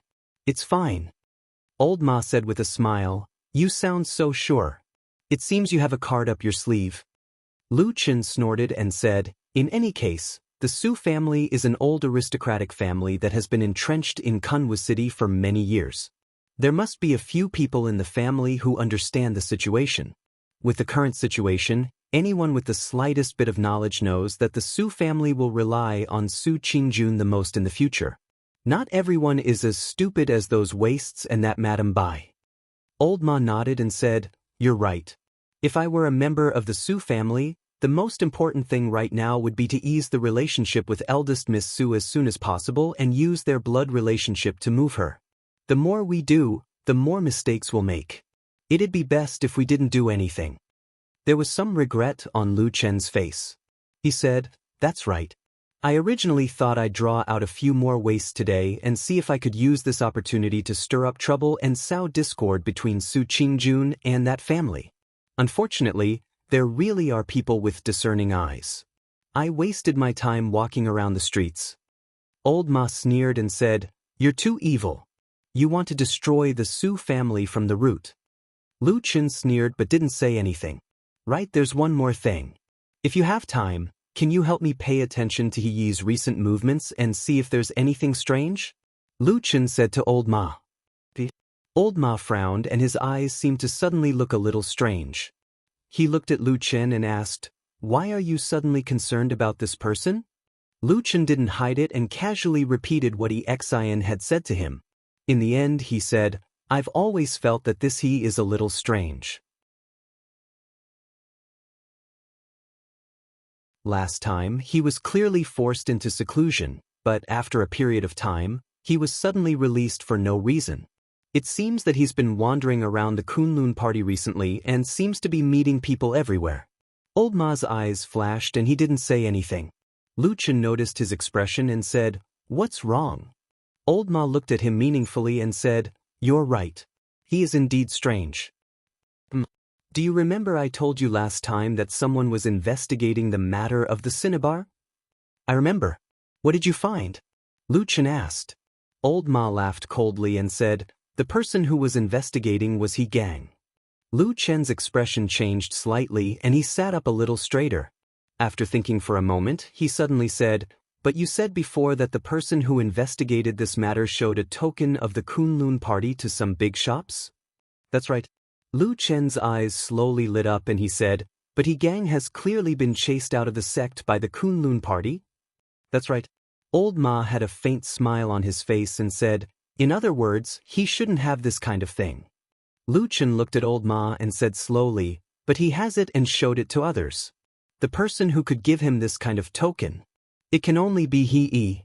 Lu Chen fell silent and a thoughtful expression appeared on his face as if he had thought of more things. After a moment he said in a low voice, "In other words, the person who wanted to investigate the cinnabar matter was He Yi himself. It was just that he couldn't do it himself, so he sent He Gang to do it." Old Ma nodded and said, "That's right. He Gang did this secretly. It took me a lot of effort to confirm that it was him." Lu Chen's eyes grew brighter and brighter as he said in a low voice, "The cinnabar is usually not important, but recently it is related to a murder case of the Devil's Sect on the Kunlun Mountain." He suddenly came out of seclusion and intervened in this matter, so the reason why he was suddenly released. The corner of his mouth slowly showed a hint of a smile, but it was not gentle and carried a hint of coldness. After looking at Old Ma pointed a finger at him with an indifferent expression. "He's coming for you. I didn't expect that there would be someone secretly pursuing me on the Kunlun Mountain. This feeling..." Lu Chen clicked his tongue. Old Ma squinted at him and said, "What's so strange about it? Haven't you been like this for so many years? You should be used to it, right?" "Well, you're right." Lu Chen nodded and said, "But since we know this person's purpose, it's all the more important that we investigate him." He looked at Old Ma. Old Ma nodded and said, "Don't worry, leave it to me." Good. After saying these words, both of them breathed a sigh of relief at the same time. At the same time, there was a faint hint of excitement on their faces. For the shadow hiding in the dark, discovering such a secret might have a different feeling. "Hey, I see that you're in good spirits recently," Old Ma said to Lu Chen with a smile. Lu Chen said, "Yes, I'm busy with revenge. There are so many debts to collect. If I don't be in good spirits, how can I finish it?" Old Ma glanced at him and said, "No, I feel that you're not the same as before. When you were a shadow, you always looked bitter and hateful all day, as if you would turn hostile and kill people at the slightest disagreement. But it's different now." Lu Chen was startled and said, "What do you mean by that?" Old Ma stared at him and said, "These days, I always feel that you seem to be more cheerful than before. Has your temperament changed? Or is there someone on the Kunlun Mountain that made your mood better?" Lu Chen was silent for a moment.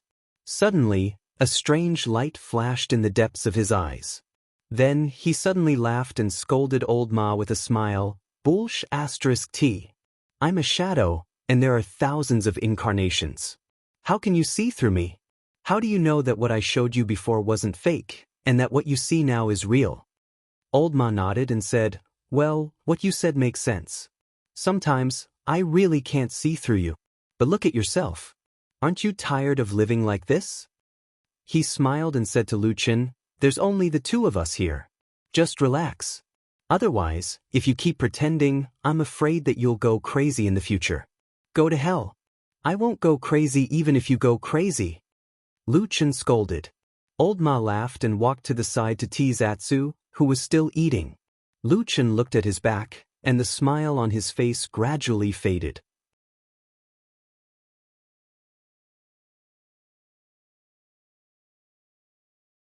Chapter 180. On the way back to the mountain, he brought Atsu, whose belly seemed to have grown bigger and had almost swallowed all the meat and bones, back to the mountain. Along the way, he could only hear the dog's burps. The weather was clear in the afternoon. The scenery in Kunlun Mountain was quiet and beautiful. The forest was green and the trees were undulating. Occasionally, 1 or 2 waterfalls could be seen, making people walking on the mountain road feel like they were in a fairyland. In the blessed land of Spirited Mountain, spirit chi seemed to be everywhere. There were not many people on the mountain road.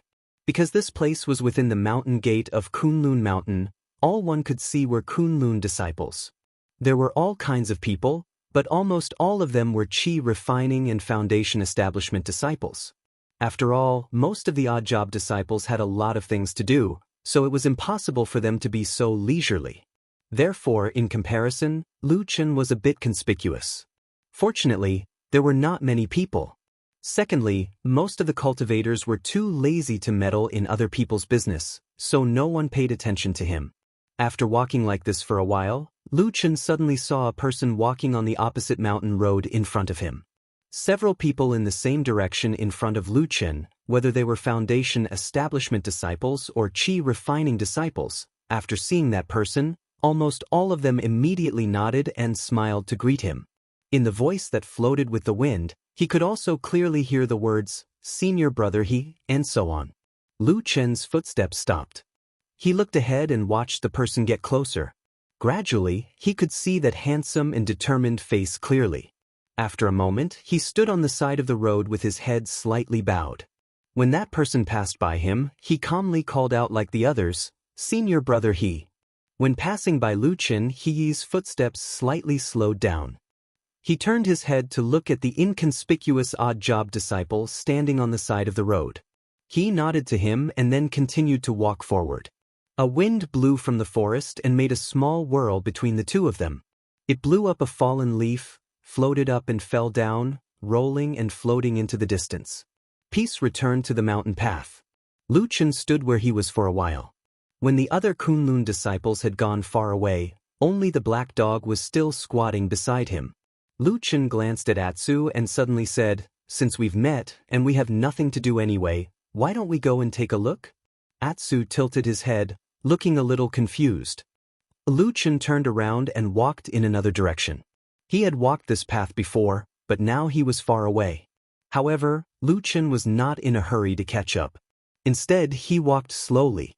By his side, Atsu was running a few steps in front of him. He sniffed the ground lightly and then jogged forward. Just like that, Luchin followed Atsu, walking and walking. After walking for a long time, looking at the surrounding mountain terrain, Luchin suddenly frowned. This was because the mountain path in this direction was getting more and more desolate, and there were no signs of accommodation. As they went deeper, even human footprints became rare. Weeds began to appear on the road, exuding a desolate aura. After walking for a while, with Atsu's unusually sensitive nose leading the way, Luchin had walked a long distance on this secluded mountain path. Then he suddenly saw the nameless mountain in front of him, hidden under the tall mountain range, mostly shrouded in shadows. Although it was very far away, a very strong gloomy aura still came over. Luchin's expression changed slightly, then he looked forward. In the distance, he could only vaguely see a blurry back of Hei, who seemed to be walking alone into the dark side of the nameless mountain. There was a condensed darkness there, as if it had swallowed Hei's figure in an instant, and nothing else could be seen. Luchin glanced at the mountain terrain on his left and right, and finally his eyes fell on the nameless mountain. After a while, he muttered to himself, "I didn't expect there to be such a dark place in the mountains of Kunlun. It shouldn't be." He looked a little surprised and a little confused, but he quickly calmed down again, ready to take a step forward. But before he took a step forward, he suddenly thought of something and looked back at Atsu. The black dog was sitting quietly on the ground behind him, and when Luchin looked over, it even wagged its tail gently. Luchin pondered for a moment, walked over, squatted down, and patted Atsu's head, saying, "There should be some bad things in the field in front, don't go there." It was not clear if Atsu understood him, but it just looked up at Luchin, barked twice, and then stuck out its tongue to lick Luchin's palm. Luchin smiled, and his smile seemed to be the most gentle of the day. He reached out and hugged Atsu's head, then patted its head and said in a low voice, "Go and play by yourself. Wait for me here, or when it gets dark, go to the Flying Goose Terrace to sleep. Do you understand?" Atsu barked, then got up and walked to the side of the mountain path, looking back at Luchin from time to time. Luchin smiled at it, and waited until Atsu ran into the forest next to the mountain and disappeared before he slowly turned around and looked at the darkness behind the mountain again, a silent look on his face again. After a moment, he walked forward quietly until he reached the edge of the darkness, and then, like a drop of water falling into the sea, his figure disappeared into the depths of the darkness without any movement. Atsu ran and played in the forest, breathing the fresh air, jumping up and down, sometimes beating the birds, sometimes digging holes in the ground, playing very freely, and seemed to have forgotten its owner. Unknowingly, it had walked a long way in the forest, and came to a small valley in the forest that was sunken and covered with white granite. Atsu was a dog, and for a long time, it was only interested in food, and didn't care much about other things like stones and trees. It had the same reaction to this white stone valley, and slowly walked past the side of the valley, looking like it was going to continue running forward. But at this moment, a beautiful little girl's face suddenly appeared on the largest white rock in the valley. She looked at Atsu and suddenly smiled, then lay on the largest rock, waved at Atsu, and shouted, "Come here." When Atu turned his head to look, he saw a little girl of about 10 years of age. Although she was young, her temperament was different from others. Now, there was a faint aura of superiority about her. This beautiful girl was, of course, White Lotus. Atu stood where he was, looking a little surprised, but also a little wary. It seemed surprised to see White Lotus in this remote corner, but it didn't seem to lower its guard. However, White Lotus didn't seem to hate this black dog. Instead, she waved at Atsu and said with a smile, "Stupid dog, why don't you come over?" Atsu hesitated for a moment, but still slowly walked over. As Atsu approached, the smile on White Lotus's face was first shocked, then slowly disappeared, and her face became a little gloomy. She saw the wounds on Atsu's body, as well as the missing eye and half of its tail. Everything seemed to tell her that something terrible had happened to this dog. Atu slowly walked to the bottom of the huge rock, then raised his head to look at White Lotus. In a flash, White Lotus slowly fell from the top of the rock, landing not far from Atsu. What happened? White Lotus looked at Atsu's appearance, frowned, and asked Atsu. Atsu responded with a bark, but it seemed that no one could understand it. This made Atsu look a little depressed and disappointed. However, White Lotus's eyes fell on the terrible wounds on Atsu's body again, and murmured, "It seems that the blood of the Sirius in your body is very good. You can still survive after being tortured like this." She slowly squatted in front of Atsu, and Atsu instinctively took a step back. From the beginning to the end, Atsu looked at White Lotus with a trace of fear and wariness. Something's not right. Suddenly, White Lotus opened her mouth. She stared at Atsu as if she had found something strange. After pondering for a while, she suddenly said in a low voice, "How is it possible? It seems there is the smell of blood food." She reached out a hand and slowly placed it on Atsu's head. Atsu's body was a little tense, but it still obediently lay on the ground, showing a submissive posture. White Lotus seemed to be very satisfied with this, and she had no intention of making things difficult for Atsu. Her expression was focused on thinking, and after a while, she said to herself, "On this mountain of Kunlun, there is actually a second person who knows the secret method of blood food? Who is that person?" She lowered her head, stared at Atsu's eyes, and suddenly asked. Her voice sounded a little cold, but Atsu suddenly stood up from the ground after a moment of silence. It looked at White Lotus and suddenly let out a low growl from its throat. It was like a ferocious beast that had been provoked and angered, and it slowly bared its snow-white fangs at White Lotus. White Lotus looked at Atsu's actions and suddenly smiled. "Beasts will be beasts. No matter how talented they are, aren't they still stupid? I know this person." She reached out her hand and patted Atsu's head. Atsu turned its head to the side, wanting to dodge, but it only felt its vision blur. White Lotus's palm still touched its head, and it happened to press down on its head. White Lotus's brows relaxed, and she gently flicked her fingers. Gradually, white smoke floated out from between her fingers. It carried a strong chill, and it evaporated in the air like the coldest ice cube. Snow Wind Sutra. This was the unique secret method of the Kunlun party's Dong Feng, the soul formation perfected Lord by Chen. Atsu seemed to have sensed something, and it immediately lay down, not daring to move recklessly.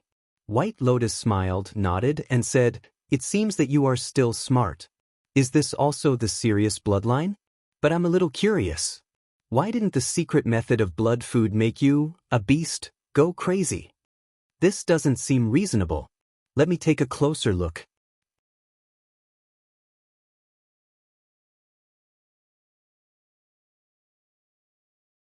Chapter 181. The back of the nameless mountain had always been dark, even during the day. After Lu Chen walked into the darkness, he felt that the surrounding temperature seemed to have suddenly dropped a lot. At the same time, a gust of cold wind blew continuously from the front, as if the terrible palm of a Yin spirit was caressing his flesh and skin. Lu Chen was not too surprised by this. This was just one of the common scenes in the shadowy land. For ordinary people, it was terrifying.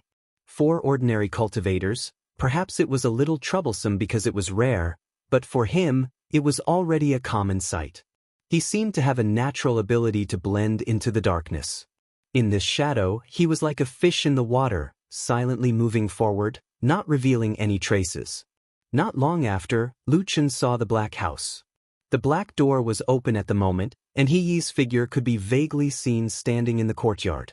Lu Chen hid in a dark corner, looking over there for a while, and then his eyes fell on the plaque above the black door with the words, "Righteous Grave." He frowned slightly.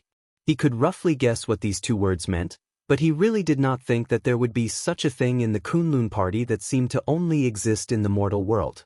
And looking at the surroundings again, the Yin Qi was dense, and the darkness was surging. Lu Chen quickly judged that the core of this Yin land should be in that courtyard. Righteous Grave, as the name suggested, should be a place where the dead would come. Ordinary people would not come here at all. Even for a shadow like Lu Chen who used to walk in the dark, he would not easily set foot in this kind of place. No one liked this place, or rather, as long as it was a living creature, it would not like this kind of dense Yin Qi place. Therefore, since ancient times, the Yin land was one of the dangerous places. Then there was only one question left: what was He Yi doing here? If there were no other accidents, Lu Chen would probably have thought of an answer in his heart. He stood in a dark corner and quietly looked at the black courtyard. He thought to himself, so He Changxing's body was placed here after he died? Just as he was deep in thought, a cold aura suddenly floated out from the courtyard, like a venomous snake hiding in the darkness suddenly spitting out its tongue, like a sleeping evil spirit suddenly opening its eyes. A skinny figure walked out from the darkness, silently appearing behind He, standing in front of the black door. A bone-chilling wind suddenly blew. His cold gaze swept through the darkness. He looked at the shadowy corner. The cold wind swept over, blowing up a few withered leaves. In the darkness, there seemed to be a storm and undercurrent surging. However, after a while, only a few withered leaves fluttered in the sky and then slowly floated down. There was nothing in that dark corner. Other than darkness, it was as if nothing had ever existed. The zombie's cold gaze swept over the place. When he saw the empty and lonely darkness, a trace of extreme astonishment seemed to flash across the depth of his eyes. At this moment, a figure walked over and stood not far behind him. It was he. He too glanced outside but did not see anything. Hence, he frowned and asked the zombie, "Senior, what's wrong?" The zombie did not answer him.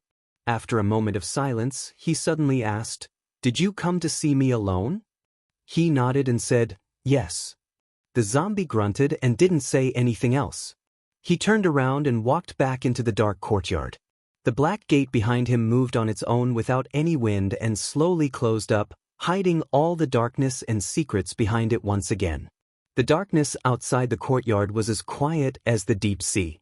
After an unknown period of time, in another dark corner not far from the corner, a slight tremor suddenly came from the ground.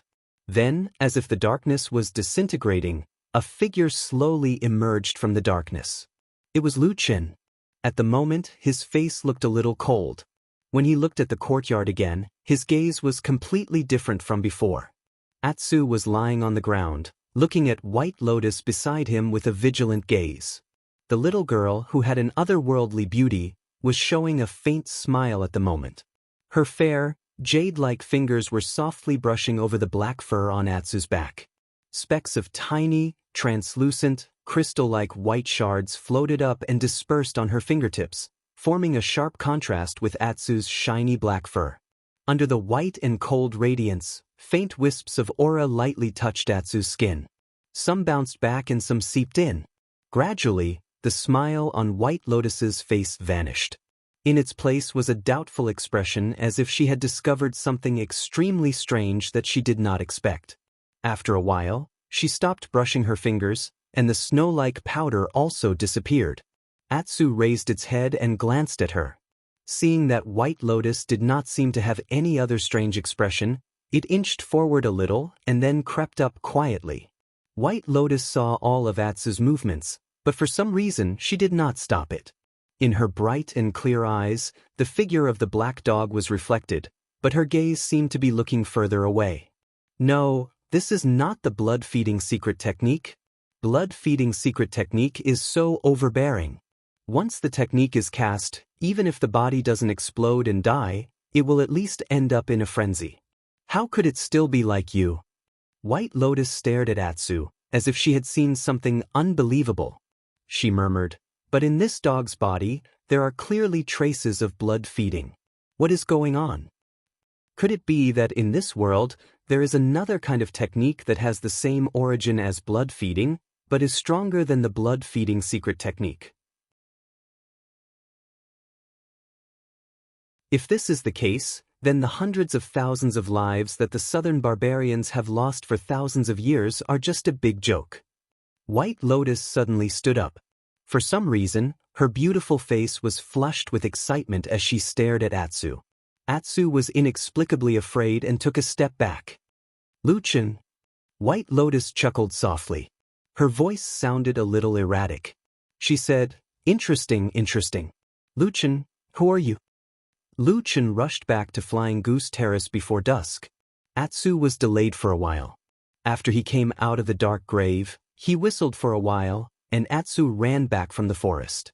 On the way back, Atsu didn't seem to be in a very good mood, but other than that, there seemed to be nothing unusual. There was no pain or injury. Luchin was also thinking about the strange figure in the dark grave, so he didn't pay too much attention to Atsu. However, when walking on the mountain road of Flying Goose Terrace, both Luchin and Atsu seemed to have adjusted their emotions after walking for a while. Atsu began to run back and forth happily.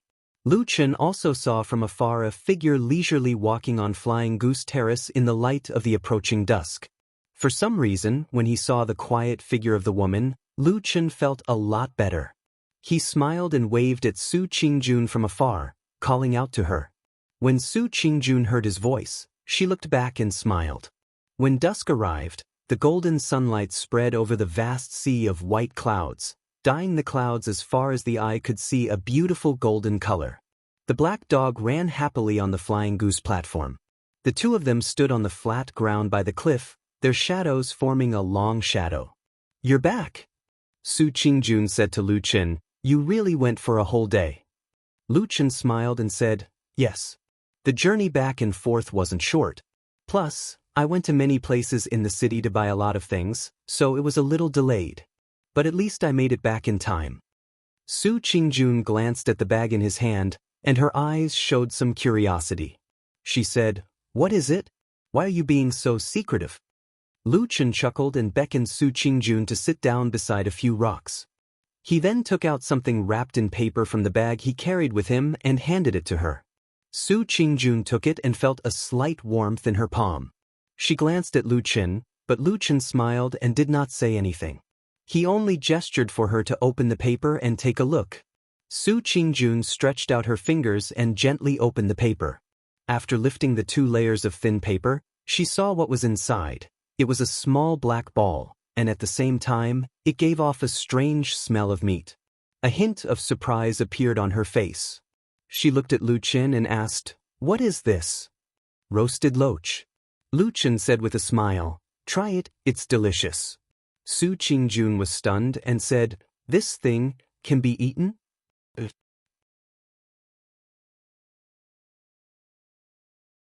Luchin said, "Don't be fooled by its black color.